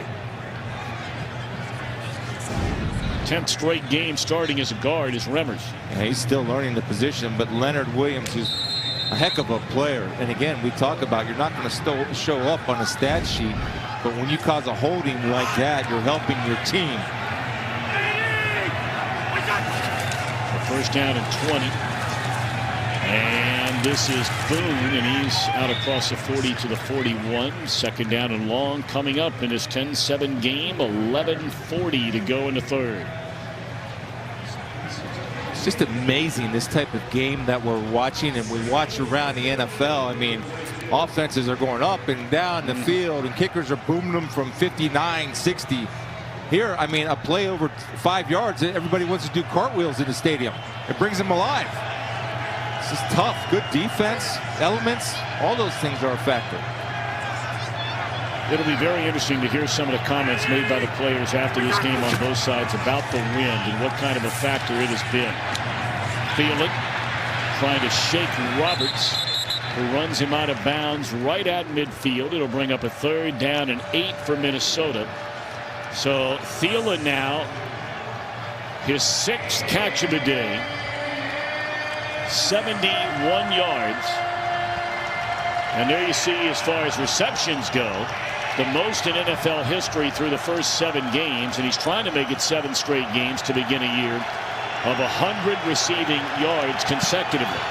That would tie the all-time record with Charlie Hennigan, going all the way back to 1961 with Houston. His family is watching the game today in Houston. Third down. Thielen will tack on some more yards. That'll give him another 12. So that puts him close to 85 yards and, more importantly, a first down. Well, it all starts with the guys up front. Thielen's going to come in, get past the sticks. And the thing I love is he works back to Kirk Cousins. Watch him rounding his back. See this S route? Look at him come back to the football. That's well done. You cut down the angle between the defensive back and the football by working back to the football, but he had to run the route past the sticks to have room to do that. That's probably the best protected Kirk Cousins has been all day, quite honestly. 7 catches, officially 84 yards. And Cousins to throw it again. And the catch is made for a 2-yard gain by Treadwell. Shannon, I know you've been working a lot on this whole Charlie Hennigan story. Yeah, sure thing. I spoke with his son Taylor yesterday. Told me his family, about 6 or 7 of them, they found a place in the Houston area to go and watch this game because they didn't get it on local television. He said Charlie passed away about 10 months ago, so it's been nice to hear his name in the sports world again, getting recognition. As far as the record, he said, sure, I want my dad to keep it, but you know what? Thielen sounds like a great guy, and I really think my dad would be happy for him. That was great. Yeah, it's really great stuff and good work there. And this will officially turn the trick. If it were Thielen. Instead, it's Brandon Zylstra who wears number 15 and not number 19. And that's down to the 11 and a first down. Hey, I'm so excited. Yeah, well, first of all, he's going to work across on the bootleg. Kirk Cousins does a great job. This time, you remember we talked about his alarm clock in the first half going off? This time, he created space for himself to give him room to find a receiver open downfield. And that is Zylstra, who makes a reception. First down outside the 10. And now Cousins dancing around. Oh, boy. All right, that's a missed opportunity. Yes, it is by Terrence Brooks. That ball should have been intercepted. You're exactly right. We got a flag down. I think we have an ineligible man downfield. But that's, again, I don't understand why we're not going up for 2 hands with the football. And he's going to look at himself in the film and say, oh my gosh, I had room. Why didn't I go get it and trust my ability? That's a poor decision by Kirk to throw that one up for grabs. Watch 23, Brooks. Come over from his safety position. Man downfield, offense number 63. That penalty's declined. Second down. His left hand was not occupied. He goes up with 2 hands. He's got a chance to make a nice little toe drag in the back of that end zone.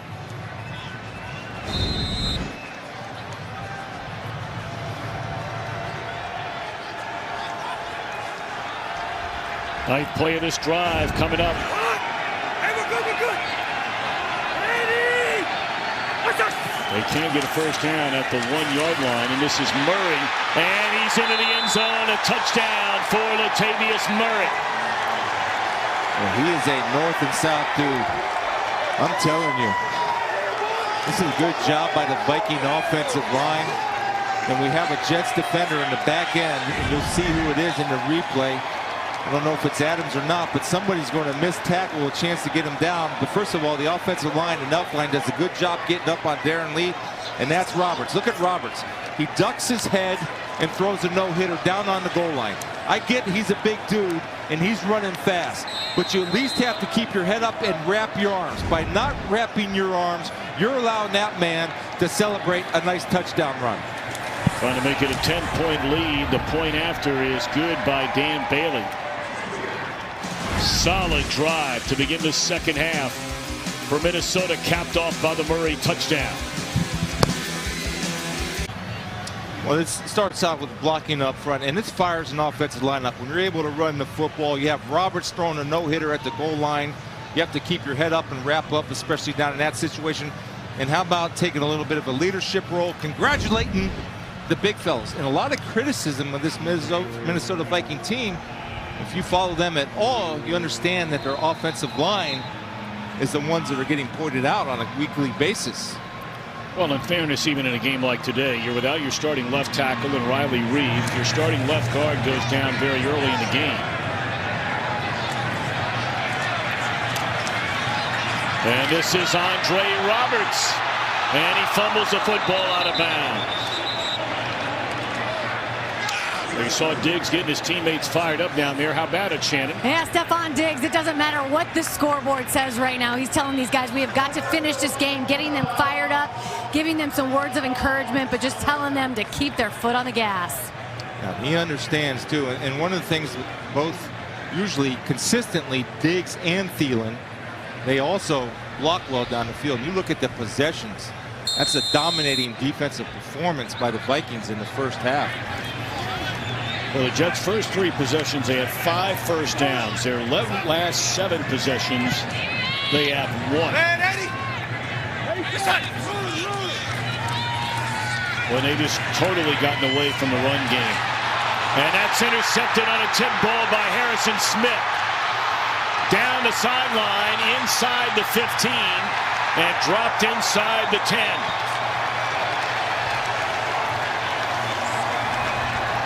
Looked like Xavier Rhodes had a chance for a pick off his fingertips and into the hands of the All-Pro Harrison Smith. So we talk about receivers knowing each other. Let's talk about a cornerback and safety and how important they know each other.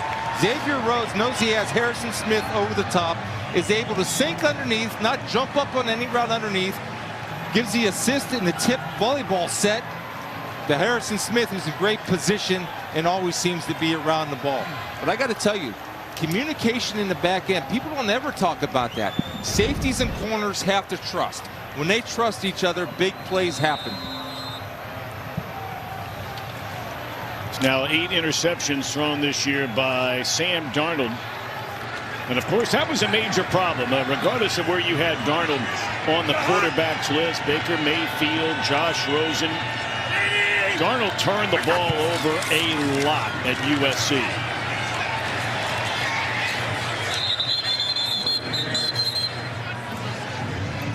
Jamal Adams there on the tackle, and the first guy out there to cheer on his defense, Stephon Diggs. Just hope their hands don't get stuck together.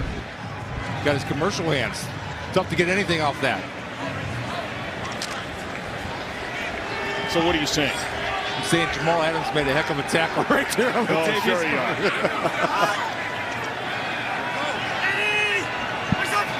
Second down and 10. And Cousins has to get rid of it in a hurry. Not sure if Diggs made that catch.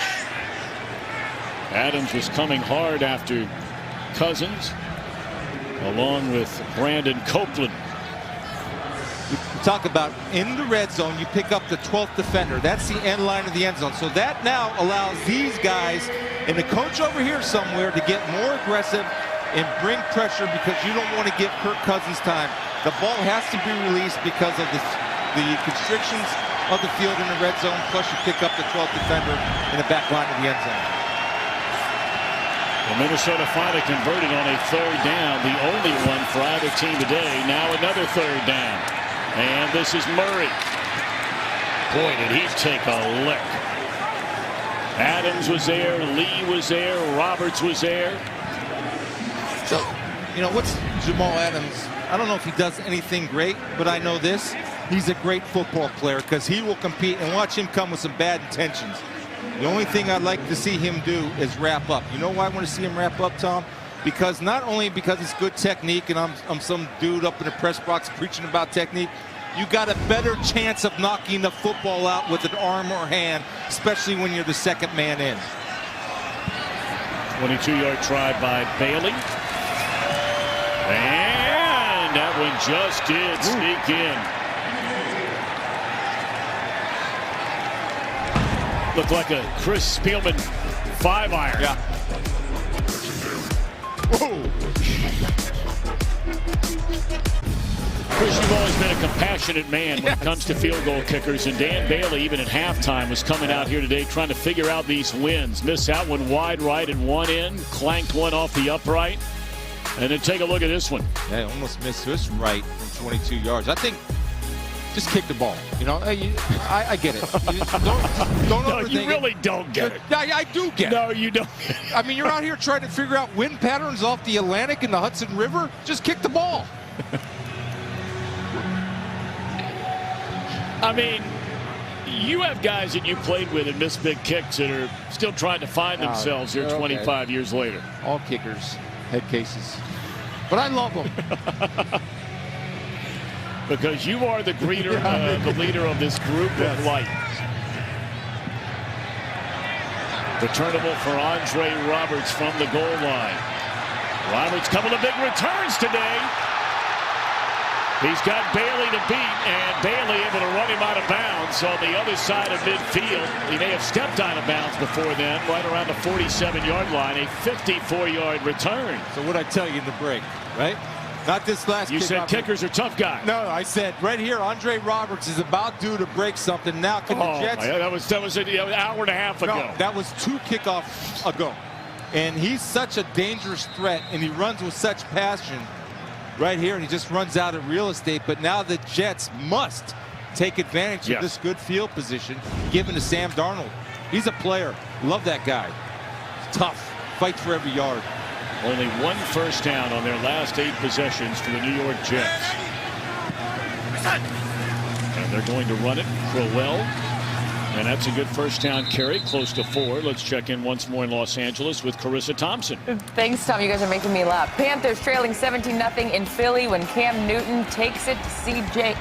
Anderson, then flips it to Curtis Samuel, who takes it in for the 14-yard score. Extra point, no good. Panthers trailing still 17-6. Tom.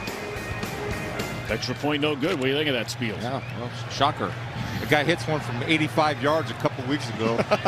Can't knock one in 30 or whatever it is. You're unbelievable. Second down, they'll run it again with Crowell, and he lunges close to the 40, maybe short of that at the 41. So here we go again on a third down. Actually, they're going to spot his knee closer to the 42-yard line. So the Jets today are 0 for 7 on third down. And obviously that has to change if they have any chance to win this game. Going with a lot of tight ends, too.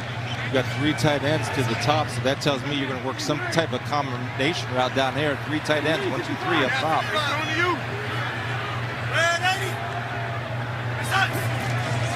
4-man rush. Darnold able to run it. And slides down to the 34-yard line. And that is a first down, so they convert on a third down. Broke a tackle by Sheldon Richardson. You think of Sam Darnold, you don't think athlete first, but he's a darn good athlete. Teams prepare for him, know that he can do this, and that's a great decision. Sheldon Richardson just misses him, Barr misses him, and he has awareness of the sticks, and he gets down to protect himself. They must get points here, Tom. These points are hard to come by in this game today for everybody.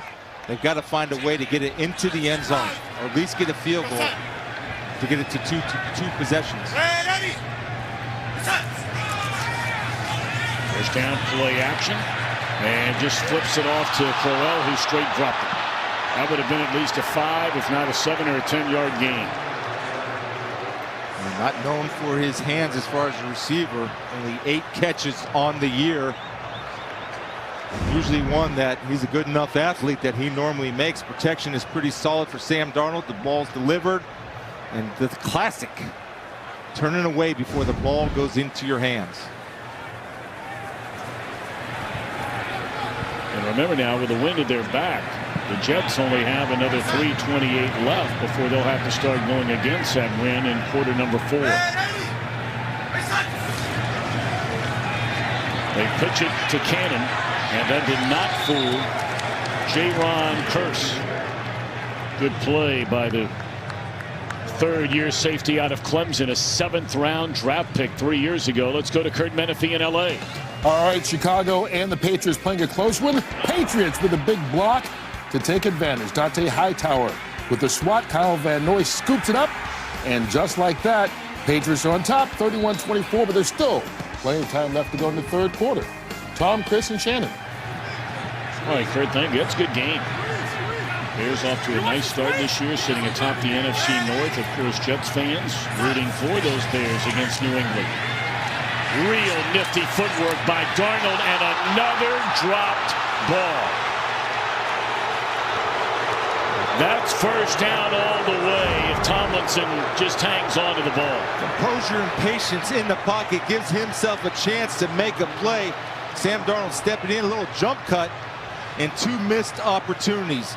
You don't normally get this against the Minnesota Viking defense, that many opened opportunities, and he'll kick himself and ask the question, we had our chances. What happened? 55. Went 7 of 7 a week ago against Indianapolis to Jason Myers. This one from 55 yards away. Wind at his back, and it is good. How about Myers? Well, what a year he's having. He's only missed one the entire season, and that matches his season best. You don't think the wind conditions have anything to do with the field goal kickers? Just take a look at these two. It's just amazing the difference. And then Jason Myers boots one from 55. Wind at his back. Yeah, that's just, I got for Jets. They got to find ways. And you look at the Vikings; they've had opportunities in the red zone. They're 1 for 3 today as far as getting into the red zone and getting points.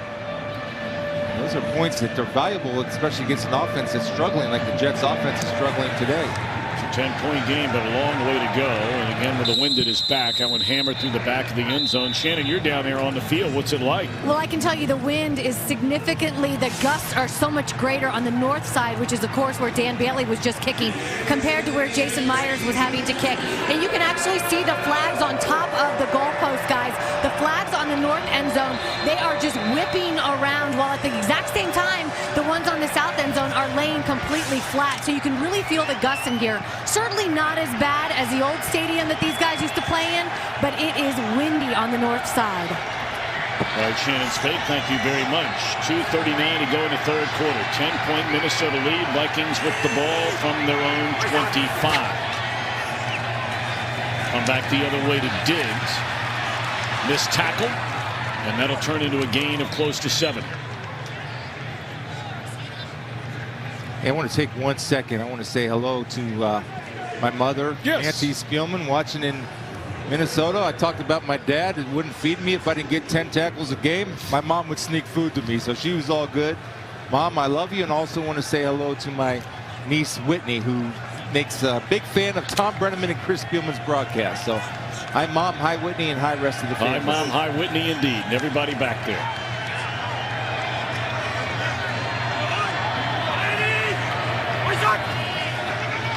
Diggs in the backfield, and it was sniffed out perfectly. Is that a live ball is a question.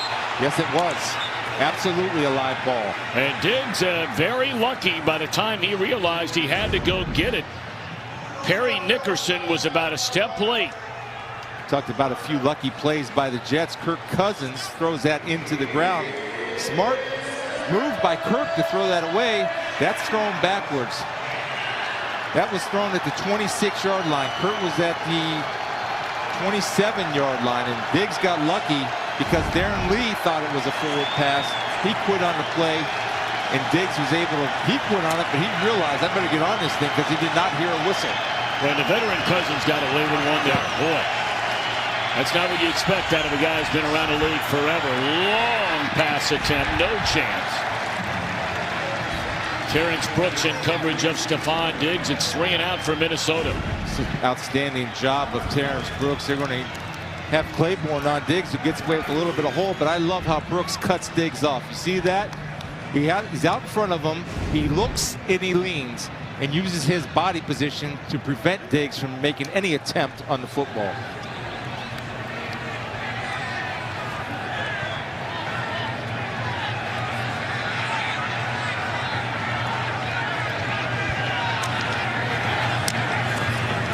Now the punt by Wild. Roberts will let it bounce. And all the way inside the 10-yard line. So after a big kickoff return a moment ago that led to a field goal, that turns out to be close to a 70-yard punt after a 20-yard bounce. That's a mental error. You're paid, and I love Roberts. I just got done singing his accolades. You're paid to catch the football. You have time to single fair catch the ball. We'll be right back after this message from Progressive. Those are hidden yards we talk about too. I mean, in a tight game, in a hard-fought game, field position game because of the weather, hidden yards are a stat that's never reported. That's lost. Catch the ball. A little more than a quarter left to go. This drive starts at the 8-yard line. Darnold has not completed a pass here in the third quarter. Strong, powerful running by Crowell. That'll be a gain of close to 7 on first down. Good job of kicking out Harrison Smith, who was coming on a safety blitz from the outside. Crowell made a nice cut off a good block. But that's with the versatility of Harrison Smith. You see him everywhere. Inside on the line of scrimmage, outside on the line of scrimmage, and back at safety 35 yards on his pick that he had earlier in the game with this quarter.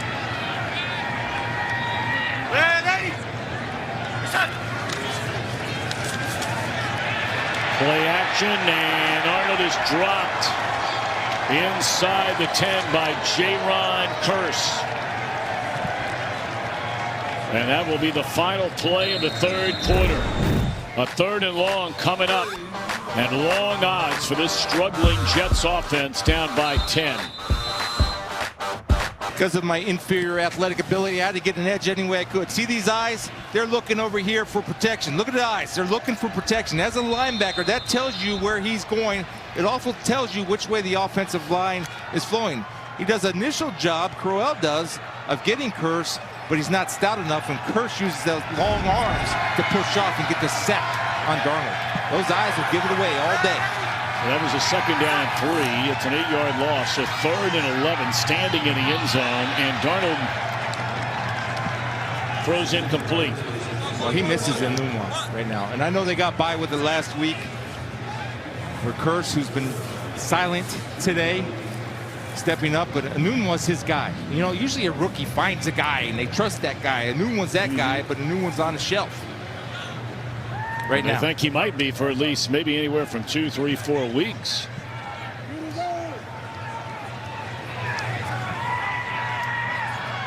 Zylstra and Sherrill standing back for Minnesota, right around midfield.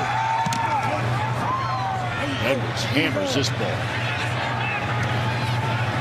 And this is Marcus Sherrills. And close to midfield, run out of bounds right at the 49-yard line. All right, day after tomorrow, we kick it off. The World Series begins on Fox. The Dodgers taking on the Boston Red Sox. What a matchup that should be. Tuesday, 7:30 Eastern on Fox and on the Fox Sports app. Who do you like in that one, Chris? I know you're a big baseball fan. Well, I was pulling for the Red Sox back in 1906. So I'm going to stick with the Red Sox and the Bambino. Very nice. Very nice. You didn't think I knew that, did you? I had no idea. I don't even know if you're right. I sounded like I was right. You did. Very, very convincing. And this is Latavius Murray. And that'll be a gain of 11 on 1st down, but there is a penalty flag right around the line of scrimmage and appears to be a holding. Offense number 69. 10-yard penalty. 1st down. That's Rashad Hill, who's moved from right tackle over to left tackle. And let's check in with Kurt Menefee. Well, the Cleveland Browns trying to get their first road win since 2015. They'll have to come back to do it. Nick Chubb, who may be the guy now that Carlos Hyde has been traded, gets a 1-yard score, and they're within a score at the Bucs early on in the 4th quarter. Tom, Chris, and Shannon. All right, Kurt, thank you very much. So after the penalty, it's now a 1st down and 20. Minnesota backed up to the 38-yard line. And this is Rock Thomas. Cuts it back to the inside, and a 25-yard gain on 1st down and 20 by Thomas. Watch the block right here. Jamal Adams does a good job. He's going to do his job. He's going to come off the edge and force the ball back inside. The problem is the Vikings do such a good job of sealing. See, Jamal Adams forces it back inside. You have Williamson jumping underneath where he needs to go over the top to force it back inside. And a rookie free agent, Rock Thomas, with a big gain for the Vikings out of Jacksonville State. Well, they got a couple of those guys up right now with Dalvin Cook down. Rookie free agent out of Cincinnati, Boone, and then Thomas. And now back to Latavius Murray sniffing the end zone, and he will get there. 38-yard touchdown run for Latavius Murray. And the Vikings trying to kick in the door early in the 4th quarter. So they're coming with Jamal Adams again off the edge. Now he's the outside gap. That means all these guys have to come over here, one gap, because he's coming this way. Nobody gets there, and you get a nice block right here by number 74, Remmers. Elfline up to the 2nd level, and Latavius Murray takes advantage of the poor angle by Brooks and gets to the end zone untouched. Everybody's got to be going the same way. Adams is coming off that edge. That means the whole defensive front has to move another gap. I'll tell you one thing. You touched on it very briefly earlier in the game. we can talk about Murray and Thielen. Ever since Alfline showed back up in the starting lineup, things are changing for Minnesota. Well, both of these teams knocking on the door of trying to get into first place or a tie for first place by the end of play today. New England leading Chicago in a tight one. So that's good news for Minnesota. Not so good news for Todd Bowles and the Jets. Yeah, and Diggs is there. He's happy. He's not having a huge day, but he's congratulating the guys that are an improving group. Remember, coming into last week's game against the Cardinals, the Vikings averaged about 65 yards a game. Last week they go for 195.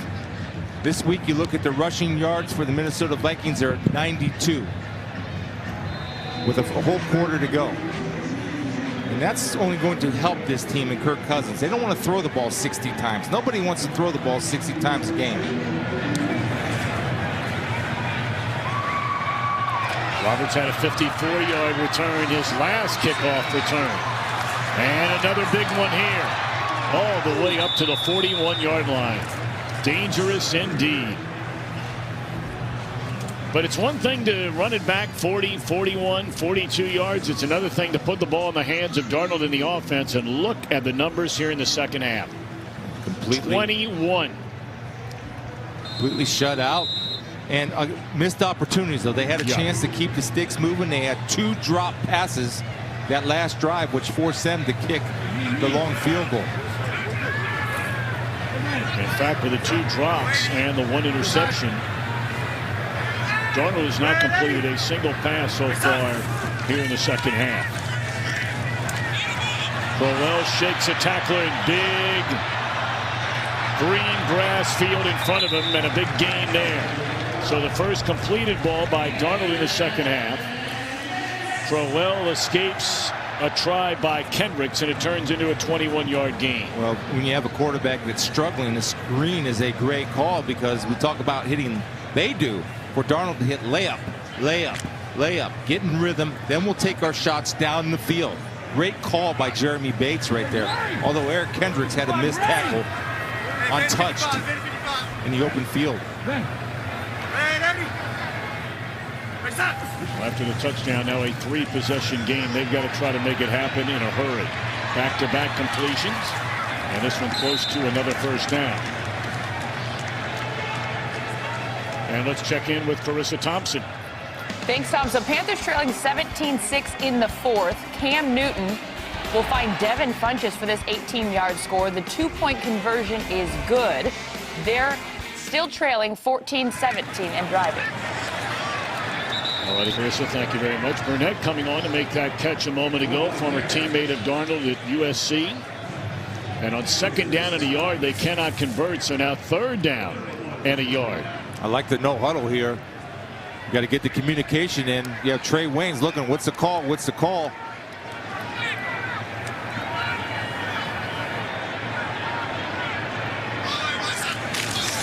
And Darnold's going to take it himself, and that appears to be enough.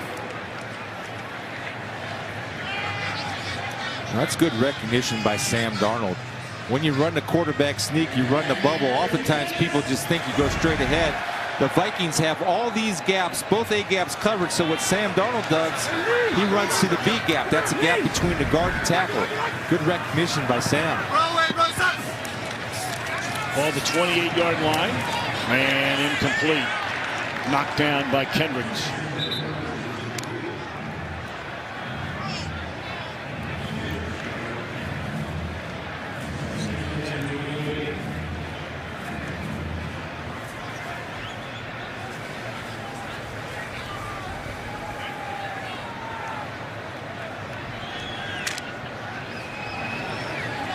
Turned out to be a beautiful but chilly late afternoon here in the Meadowlands of New Jersey. Vikings trying to go to 4-2-1 on the year, and it might be good enough by the end of play through this weekend to sit atop the NFC North. Blitz coming, and Darnold able to get away. Still on his feet inside the 20 and very close to a first down. It appears as though he got it. And there's an injured Viking all the way back to the 40. It's Anthony Barr that's down. He's going to come free. Anthony Barr is going to use his athletic ability and hurdle over Cannon, the rookie. Came down awkward. Eric Kendricks has a shot. USC on UCLA right there. Sam Darnold ran the high hurdles to get to the first down and reach across. Field awareness and growth from a rookie. Well, they're going to check on Barr. We'll take a timeout. Jets on the move. A first down.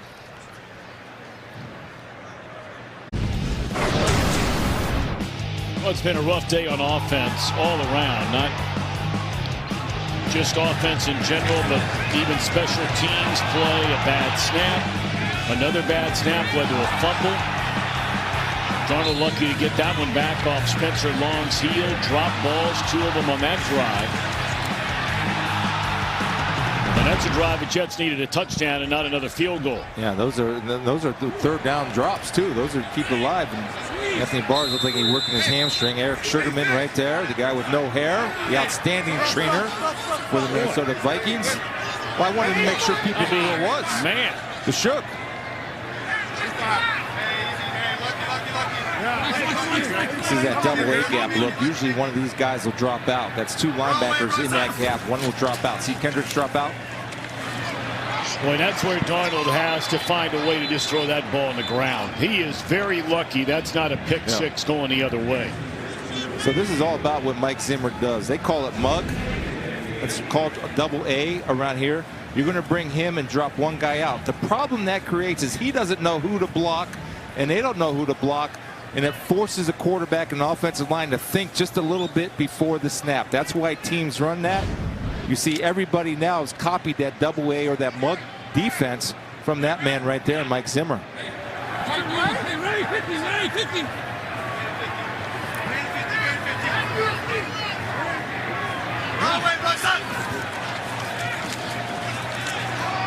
Darnold throws, and a beauty. And very close to a touchdown. Did he get in? It is a touchdown.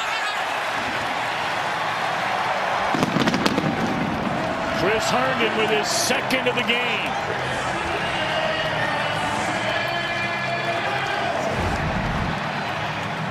Here's Herndon right here. Is going to run a 7 cut, and you have Curse, who's more of a big linebacker, get turned around. That's poor coverage. He takes his eyes off of his target with that center field turn.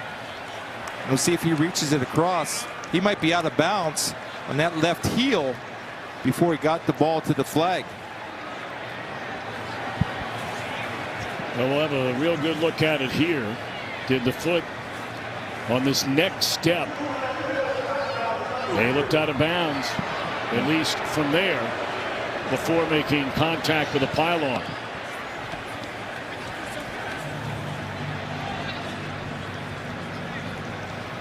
I don't know if Curse was expecting help from Trey Waynes, because Darnold's reading Trey Waynes on that throw. Waynes jumped an underneath guy, leaving that corner open for Darnold to connect with Herndon. And once again, part of our team here today, Mike Pereira. And Mike, what do you think? It was ruled on the field a touchdown for Chris Herndon. Kind of one of those that you have to piece together, Tom. But you're going to actually see that the foot is out of bounds. The heel gets out of bounds before the ball actually touches the pylon. So that's going to put it short. Now, you don't have the shot right down the angle here, right down the line. But if you go on this one, you're going to actually see that the foot is going to be down before that ball touches the pylon when he reaches out. So I think this is one you put just short. Well, they're taking a while to figure it out. Still standing over there. Mike, take us inside the room, back in New York. How many people are in that room right now? Well, they got a bunch because they've got one person watching each game. And then you've got Al Riveron and Russell Yerk that are actually moving around looking at every situation like this. The receiver possessed the ball, but prior to crossing the goal line, his right heel touched out of bounds. Be first and goal at the half-yard line. You caught it right. Real quick, Mike, before we let you go, that was your job when you were the head of officials in the National Football League. Were you the guy that jumped directly on that headset and talked to the referee here in the stadium? Well, back in my days, Tom, it was before I left. They were still doing it on the field, but it was Dean Blandino, yes, who actually would talk directly to the referee in replay. And, of course, they went to New York to try to get good, consistent decisions by one person. And I think a couple blips last year when Al Riveron first took over, but I think it's smoothed out now. Okay. And they're doing a good job. All right, good, good. Thank you, Mike Pereira. Take you inside as best we can what's going on in a National Football League game. Thank you, Michael. Darnold will make it official. This is going to be, it looks like a touchdown. Yes, it is for Darnold. And for Darnold, that is his first career NFL touchdown. He's thrown one, but his first one is a ball carrier. It's an easy read. Whatever play they have, a lot of times the quarterback will have the flexibility just to sneak it because there was a gap created. When the ball's on the half-yard line, ideally what you want to do is cover guard, center guard with defensive linemen to prevent that sneak when it's that close to the goal line. They did not, so Darnold just took it upon himself to sneak it in for 6.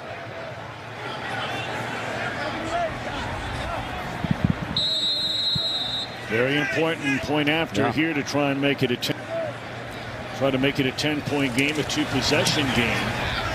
And boy, Myers, he must have some kind of powerful leg because he's kicking that thing and almost kicking it right through the net. All right, so you get a touchdown. Darnold had not completed a single pass in the second half until that drive.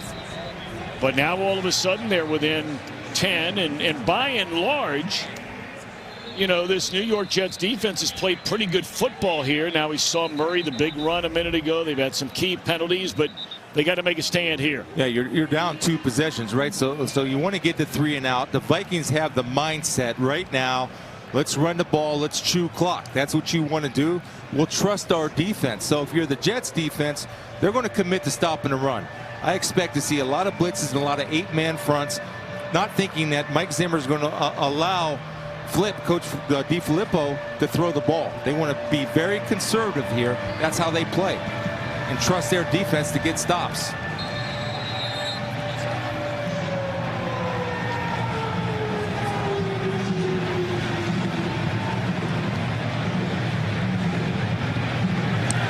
It's interesting they got Hill back there rather than Sherrills. I wonder if he's been shaken up. Oh, there's Sherrills. He was a short man there. And let's check in back in Los Angeles with Carissa Thompson. Thanks, Tom. What a game in Philly. So the Panthers trailed 17-0 to start the fourth quarter. Play action. Cam Newton finds Greg Olsen. Panthers leading this one 21-17. Phillies driving with 1 minute and 6 seconds left. Tom? But obviously needing a touchdown. I tell you, Chris, you and I've talked about it. Yeah. There's something I still really like about that Carolina team. Yeah. Getting Olsen back now. And we know they're going to play good defense for the most part. Carolina trying to get a 4-2, and what a huge win that could be in Philadelphia if they can hang on. Diggs able to make the catch, but that'll be a loss of the yard. Took a big hit to the quarterback Cousins from Jordan Jenkins as he turned that one loose. Let's go downstairs to Shannon. Yeah, Tom, the team telling me Anthony Barr is doubtful. You saw him grabbing that hamstring on the sideline, so that's what it is. A right hamstring, doubtful to return to this game. All right, Shannon, thank you very much.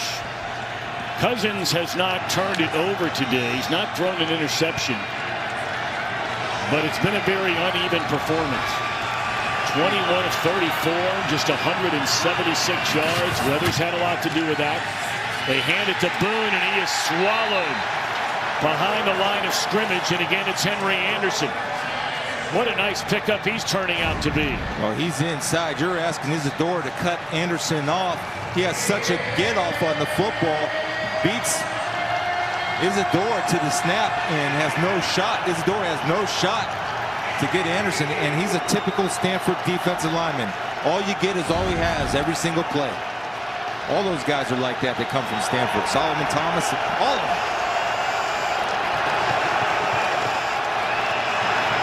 Great stand so far by the Jets. Can they finish?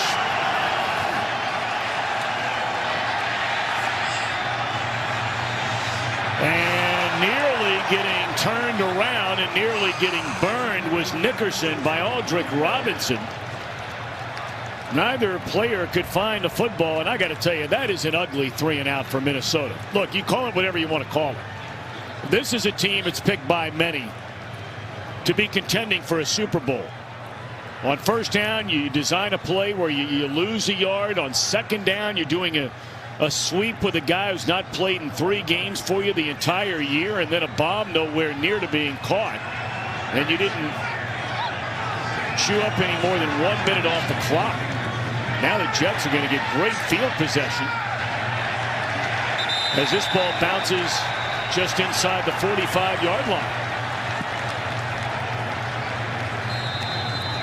So this veteran Vikings team giving the rookie Darnold and the Jets a chance. Boy, that pretty much tells you everything you need to know. Statue of Liberty, greatest country in the world. And looking right into lower Manhattan. Sam Darnold led them on a touchdown drive their last possession. And now looking for a touchdown on one throw, and there's contact down there and no flag.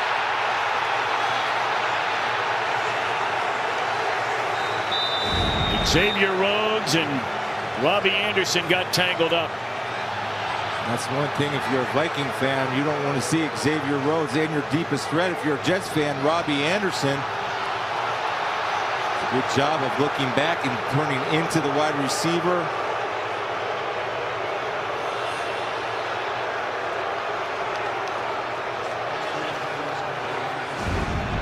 The 2 biggest playmakers in a matchup. Robbie Anderson, the Jets have enough problems with the receivers being down. The release of Terrell Pryor, Quincy Enunwa out. Robbie Anderson, their best deep threat, out. They have rookies and return men playing receiver for them right now. And Darnold's guy, he's got Kurst left, and Herndon is somebody that he's found a comfort level with today. See right here. It's good looking lean. I don't see the interference. I do see the incidental contact. And these guys see the same thing in the striped shirts.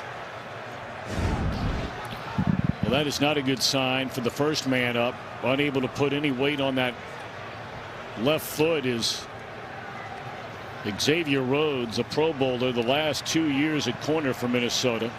And now Anderson is getting up and walking out on his own. Let's check in with Carissa. Thanks, Tom. So the Browns are trailing 23-16 when Baker Mayfield finds Jarvis Landry over the middle. We are all tied up at 23 with under 2:30 to go. Tom? First half of that game, the Browns had a grand total of 2 points. But first things first, this is very serious, it looks like, for Rhodes. So now you're bringing in free agent corner Holton Hill. Holton Hill, of course, out of Texas. Had a 2nd or 3rd round grade on Hill. Had some issues at Texas, dropped to a free agent. And if I'm Sam Darnold, I got a big giant red X, and that's the guy I'm going after.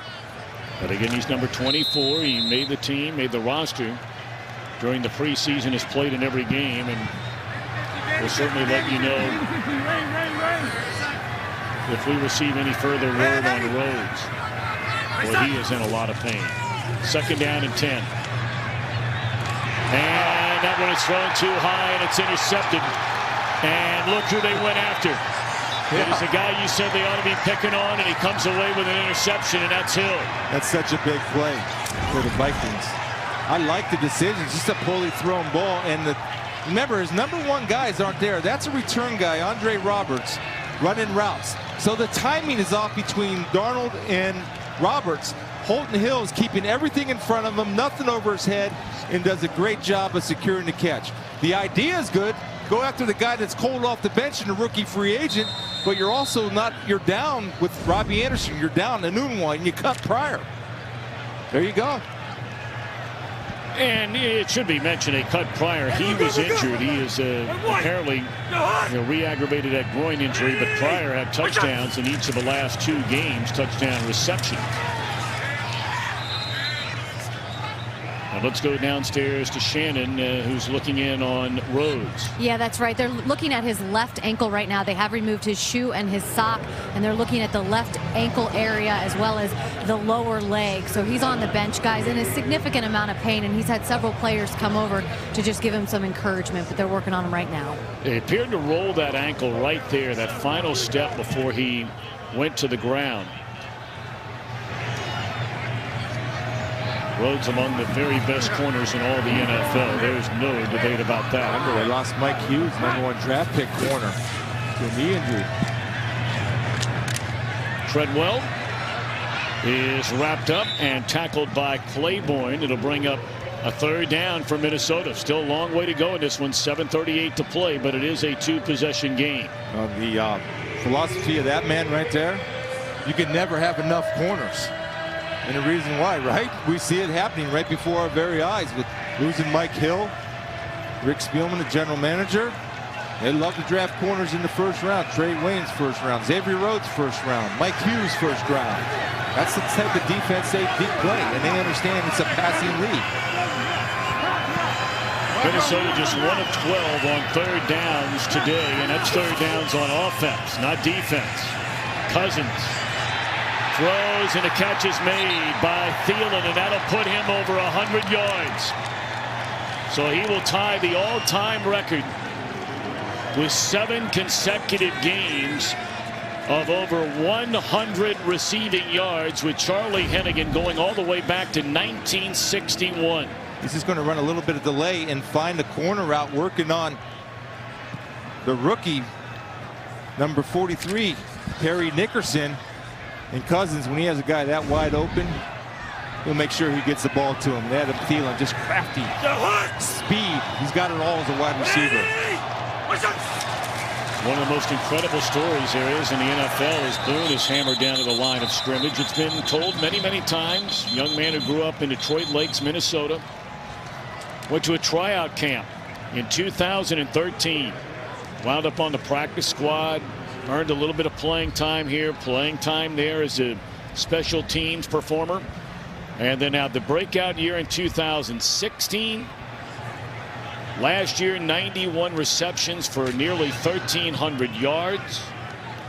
And now this year, a year like no other in the great history of the Minnesota Vikings, at least through the first 7 games of the season. And they've had some great receivers come through Minnesota.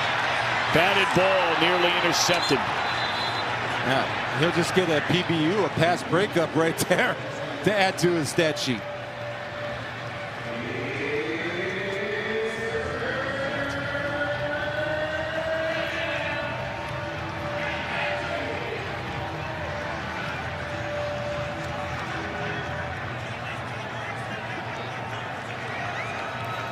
And that's what we were talking about. Practice squad his first year when he made it as a tryout. 8 receptions and 12. Then the big jump, 69. Another big jump, 91. His next catch will be his 67th catch, and there it is. And boy, does he take a lick from Adams. And a penalty flag comes in. And Adams is living. Let's see if he leads with his head. This is a tough call. I mean, their job and Jamal Adams' job is to separate the receiver from the football. That's why you have to remove the head from the equation and hit with your shoulder. And he looks like he does, but the helmet, boy, that's a tough call, because you see Jamal Adams does try to get his head out of the way. Watch right here. Thielen's running.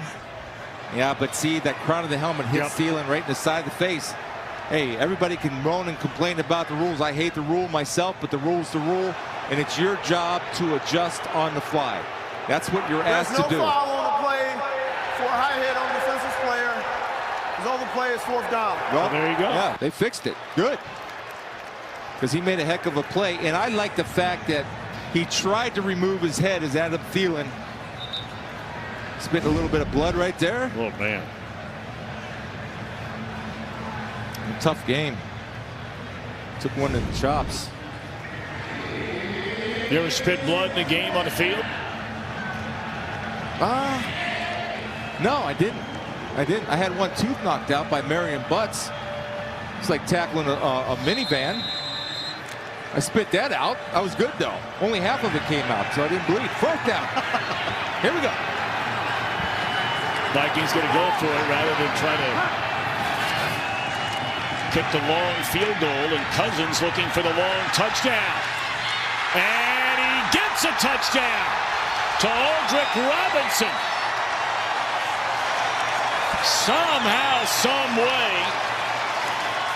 Claiborne was unable to get a hand on that ball, and Robinson, who's in the game because Thielen got knocked out of the game, hauls in the touchdown to pretty much tie a ribbon around this one.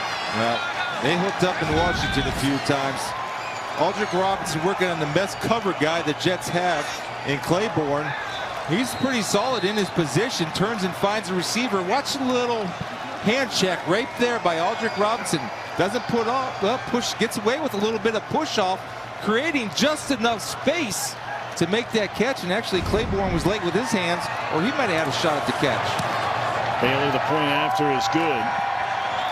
And the Vikings are a little more than 5 minutes away from going to 4-2-1 on the year. Good up front protection. Again, remember, they're playing with some backup set there. Brian O'Neill, the second-round pick out of Pitt. You see the little push-off creating just enough space. The Vikings got away with one right there. And Claiborne actually tipped that ball. Yeah. That's great concentration by Robinson.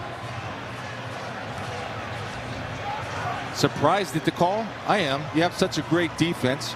You have an offense that's been struggling all day. You got a punter that very easily in the first half could have been your MVP. You could have pinned them back, but they're playing to win, huh? Going after it. No dead arm dance there. I don't know what that is. Well, they've been using that, what do they call it? The dead arm dance, right? Yeah. You ever do that back in Massillon, I got no Ohio? shot. No shot. Maybe at Ohio State? No shot. You only... What about Detroit or Buffalo? No, I did the do-si-do. Swing your partner. All that.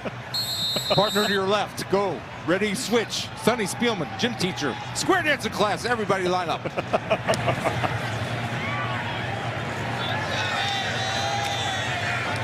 Wow. Carissa Thompson, were you ever much of a square dancer? What do you mean was? I still am. Bears down 14 in the fourth. Trubisky finds Trey Burton for this 11-yard score. Bears trail by 7. Patriots ball. We'll keep you posted. Tom? All right, Carissa, thank you very much. Now, we remember your big moment, Chris, when you got into the end zone, you know, for the only time in your career. I mean, you ripped this thing out of there. And well, what is this here at the end? This is, I couldn't think of anything. I tried to honor football by honoring football. Football was created from rugby.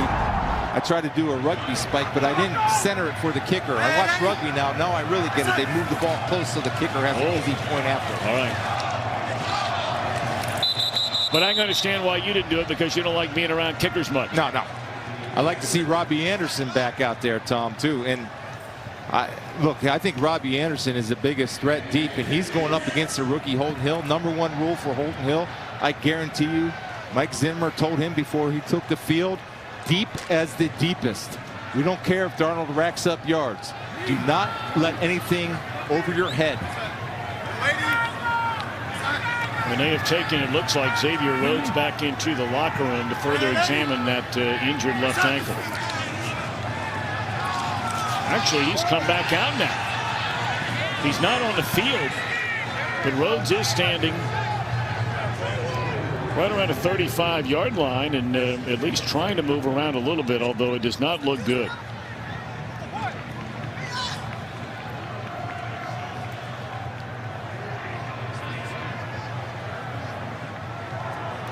There's Xavier Rhodes.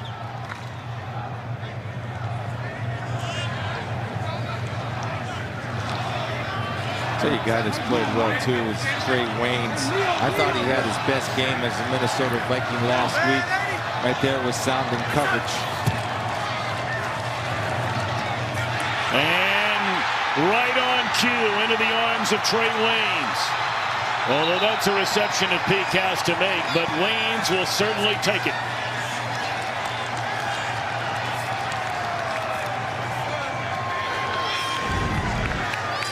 First interception for Waynes this year.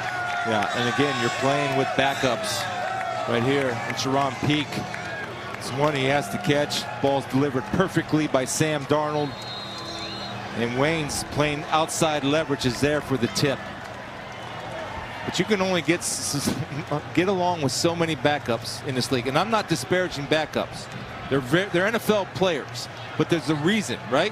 When your top guys are out, that severely limits what you can do offensively, especially at receiver throwing the football. Well, you know, the other part about it is, Chris, and we know when we go to practices on a Friday, as Latavius Murray cuts it back to the inside, there is a penalty flag down as he carries to the 11. The starters get all the reps in practice, especially later in the week you go. So not only did they know they were missing 2 receivers before this game began, but now when you start getting into situations where guys at least you were practicing with for maybe a day or two, they start going down, and then what?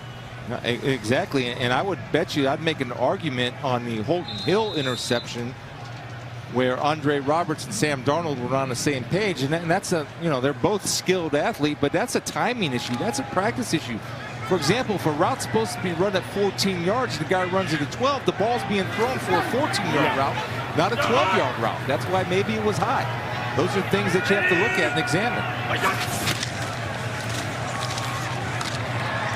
Murray once more, and he's inside the 30 after the penalty against Minnesota. And that clock will continue to roll down to 4:11 to be played.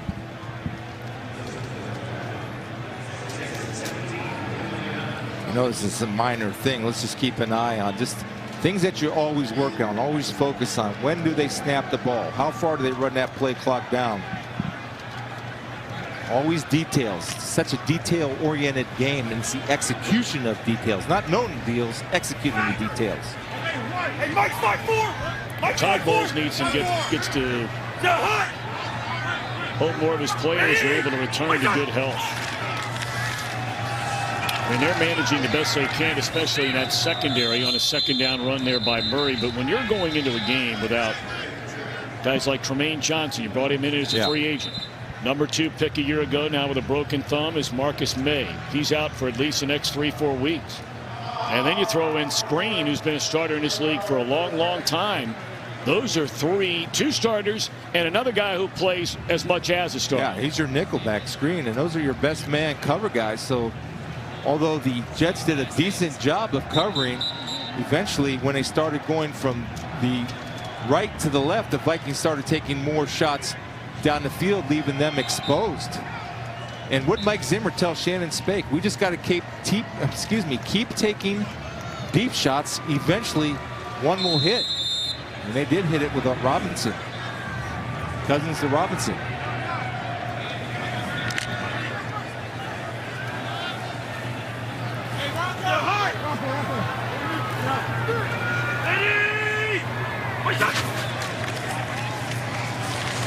Murray once more on a 3rd down, and he's to the 25. And see if the Jets are going to spend another timeout. They will.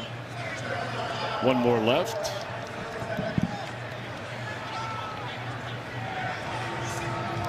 Vikings have a big one coming up next week. They'll be at home against the Saints. Saints will be playing in Baltimore later this afternoon. Then we will be in Minnesota, Chris. You and I will be when they take on Detroit. Detroit winning today, going to 3-3. And then 2 more divisional games after a bye week. For Todd Bowles, going to Chicago and to Miami. Another division game against Buffalo before their bye. And then New England. You see that at the Bears. That's a team that's found their offense. But apparently they've lost their defense. Yeah, where'd that go, huh? This will be a 43-yard try by Bailey. Good snap. Good hold and a good kick by Bailey. That'll make it 40-17, and let's go to Carissa Thompson. Tom, Chris is going to have a field day with this. 23-23, 4 seconds left, a 40-yard attempt from Chandler Catanzaro for the win. He misses it. The Browns are going to overtime for the 4th time this season. Tom? That says something about the Browns, though. I mean, really, they've learned how to persevere. Boy, did you turn that around? Very nice. Okay, well, go ahead. Hey, go ahead. The guy's trying. Oh, yeah, go ahead. The kicker's trying. He's doing his best. It's not like he's out there trying to miss it, but the Browns, their mindset that they have. I mean, I think Baker Mayfield is a struggling You're right. rookie. You bring up a great point. But he provides legitimate hope, and he stabilizes that position for the Browns. And just like I think Sam Darnold provides hope and legitimizes and stabilizes this position for the Jets. You know, you bring up the Cleveland Browns. If they win that game, they go to 3-3. Cincinnati is a division leader, but playing at Kansas City later tonight. Yeah. Now, could the Bengals win that game? They could win that game. But if they don't win that game, they're 4-3. And don't look now, the Brownies would be one half game out of first place. One thing about that Bengals game tonight, everybody talks about Patrick Mahomes, as they should, in that Chiefs offense, which presents a tough matchups. Kansas City Chiefs defense is on record pace to allow the most yards ever in the history of the NFL in a season. Yeah, if there's one thing the Bengals have done very well this year, it is score and put up big-time yards. But you look at this Minnesota team, and look, your brother, Rick Spielman, is the general manager of this team, has done a great job in that role for a long, long time, hired the current head coach, Mike Zimmer. They have a lot of guys out, too. We talked about the Jets injuries. No Griffin, although they're hoping to get him back. No Linval Joseph today. They're hoping to get him back. That's the way this team's built around his defense. This is the mindset that you have to have when you have injuries. You can count on backups, right? They can get you through 2 games. They can get you 3 games. But if you're counting on 5 or 6 backups to get you through a season, I can promise you're not going to have a very successful season. That's just the way it is. That's why a lot of guys get paid a lot of money and other guys get good money. Cannon on the screen is dropped over the 32-yard line. And they've had some guys play really well for them. And then you bring in Cousins, right? Case Keenum had a great year. You give Cousins $84 million guaranteed. Tell you what, he's shopping on 5th Avenue. You and I are shopping on Canal Street. $84 million guaranteed. He can walk down 5th Avenue. I'm looking for the deal on Canal. Hey, there are a lot of good deals over there. That one is too high. I think guys like you and me would feel a little uncomfortable over on Park Avenue. You know what I mean? Shannon doesn't. Shannon fits right in there. Our game produced today by Mark Titleman, directed by Greg Scopatone. Our associate director hails from Poughkeepsie, New York, Alex Olson. Our broadcast associate, Kyle Wu. Our technical producer is Michael Nathanson. And our technical director is Dane Crawford. Main man in audio, in the video rather, is Jeffrey Osborne. Well, he's been around these parts in New York for a long time. Great musician as well as working inside our television truck. And the rest of our entire crew, including Scott Snyder and Tom Barbary, right here in the booth with us each and every week. Now, I will miss you next week. Penalty flag down here and a personal foul. Defense number 93. 15-yard penalty, automatic first down. Well, that won't win a lot of friends to Sheldon Richardson. He played here for a number of years to start his career, former #1 pick. Well, it's almost like actually he got pushed in. Sheldon Richardson didn't take any cheap shot. Watch Johnson knock Sam Darnold into Sheldon Richardson. So I think if the penalty, if anything, should be on Johnson. That wasn't, I don't think that was anything malicious. Do you think anything malicious there? No. No. Are you going to give me a no, or what are you going to do right there? Well, I mean, you know, he threw that shoulder. He saw the guy coming. I mean, look, I wouldn't have called it, though. I'm with you. I wouldn't have called it. And I tell you, I really like the comments made by Richardson this week. I mean, especially here in New York. We'll get back to this in a minute. Carissa? Oh, this is unbelievable, Tom. 5 seconds left, down by a touchdown. Trubisky is going to Hail Mary this thing. Kevin White makes the catch, but the Patriots defense stops him. Game over. Pats win 38-31. Tom? Well, if there's a guy who could have used that kind of play, it's Kevin White. He has had more bad luck. Former #1 pick out of West Virginia, been injured for 3 straight years. It's too bad. Anyway, getting back to Richardson really quick. You know, look, the easiest thing in the world for a lot of people to do is beat guys down when they mess up. And look, we're all going to mess up. It doesn't matter who you are. But I really admire the comments made by Richardson this week, and they asked him about playing against the Jets. He said, look, they didn't run me out of town. I ran myself out of town. He said I made a lot of poor decisions and did a lot of things I shouldn't have done. And I look back on it now and wish I didn't do it. And I'm not saying that excuses him from a team that paid him a lot of money. They were really counting on Sheldon Richardson. There was a time a few years ago, this was the best defensive line arguably in the NFL, when they had him and Muhammad Wilkerson and Damon Harrison, and of course Williams was in his first year. But it was nice to hear his accountability and holding himself accountable, and he's basically with the Vikings on a prove-it deal. He's here on a one-year deal, and we're talking to some of the coaches. He's helped a lot of people. He's helped Linval Joseph have a good year. He's helped Daniil Hunter because you have to account for him because he gets good penetration from that inside tackle position.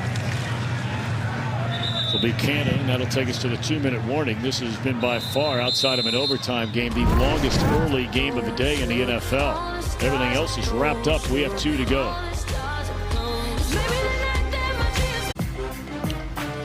Welcome back to MetLife Stadium. Final 2 minutes. Minnesota Vikings with a 37-17 lead. The Vikings are about to go to 4-2-1 on the year. Chicago losing to go to 4-3. Green Bay is off this week. So the Vikings will be in first place all alone. Reception made by Andre Roberts. And he's down to the 19-yard line. For the Jets, 2-game win streak will come to an end. First time the Jets had won 2 in a row since roughly this time a year ago. You may remember the Jets got to 3-3 last year, and they had that heartbreaking loss against New England. And then the wheels fell off. That started a run where they went 4-12 from week 6 of last year to week 5 of this year, before the consecutive wins coming into this one. Darnold dropped by Jaleel Johnson back at the 25-yard line. That's another guy playing for the Linval Joseph. Yeah, you see right there, Jalen Holmes, a rookie out of Ohio State, is provides versatility. They drafted him as a 3 technique. Right now he's playing an end, getting opportunities when you're up like this to make something happen. Incomplete, trying to throw it for the end zone. I think Anderson is really frustrated. I'm surprised they didn't give him a penalty. They did. They did. They should. They should. Well, I know the guy's frustrated, but you got to be smarter than that. I think they feel like Robbie's going to feel like he has illegal contact right here with Holton Hill, and he does such a good job of doing that technique. We talked about looking lean in the frustration from Rodney Anderson. That could get a little low when you're throwing the ball at the official. When you're the only healthy guy and your team's counting on you, you got to be able to keep your composure. Offense number 11. That's a 15-yard dead ball foul. The down count, 3rd down. That's his first unsportsmanlike foul towards disqualification. He's too important to this football team. And too important to Sam Darnold. He's such a threat down the field, though. I know, talking to the Vikings coaches, they were really concerned about his ability to run the deep route. Well, I tell you, that looked really bad. That just looked really, really bad. Throwing the ball right in the direction of an official, not good. Not good.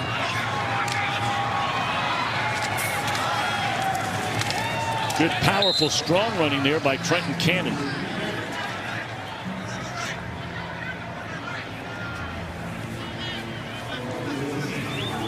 And that'll bring up a 4th down for Darnold and the Jets. 1 minute to go.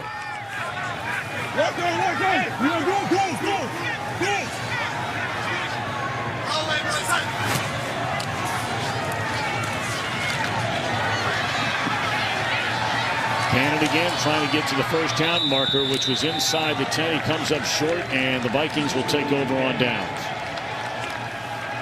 So it'll be 1 kneel down for Kirk Cousins, and that'll do it for this one.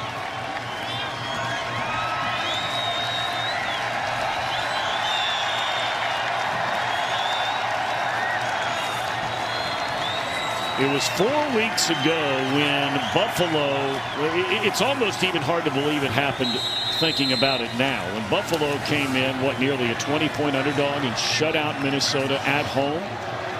and you're thinking, what in the world is going on with the Minnesota Vikings? They had a tough loss after that, going out to L.A. against the Rams, but now it's 3 straight wins. Well, they had to make a choice. I mean, if you lose 3 in a row, you got to make a decision, and they can look back to the Philadelphia game, which was tough to win on the road. Maybe that turned their season around. Yeah, that was a huge win, that Philadelphia game. And now Mike Zimmer's team beginning to look like the Minnesota team they thought they had coming into the year, although they still have a number of very important injuries on this team, including today Xavier Rhodes. Anthony Barr. And Anthony Barr as well. 37-17. Minnesota wins it. And we'll return to East Rutherford to wrap up today's game in a moment.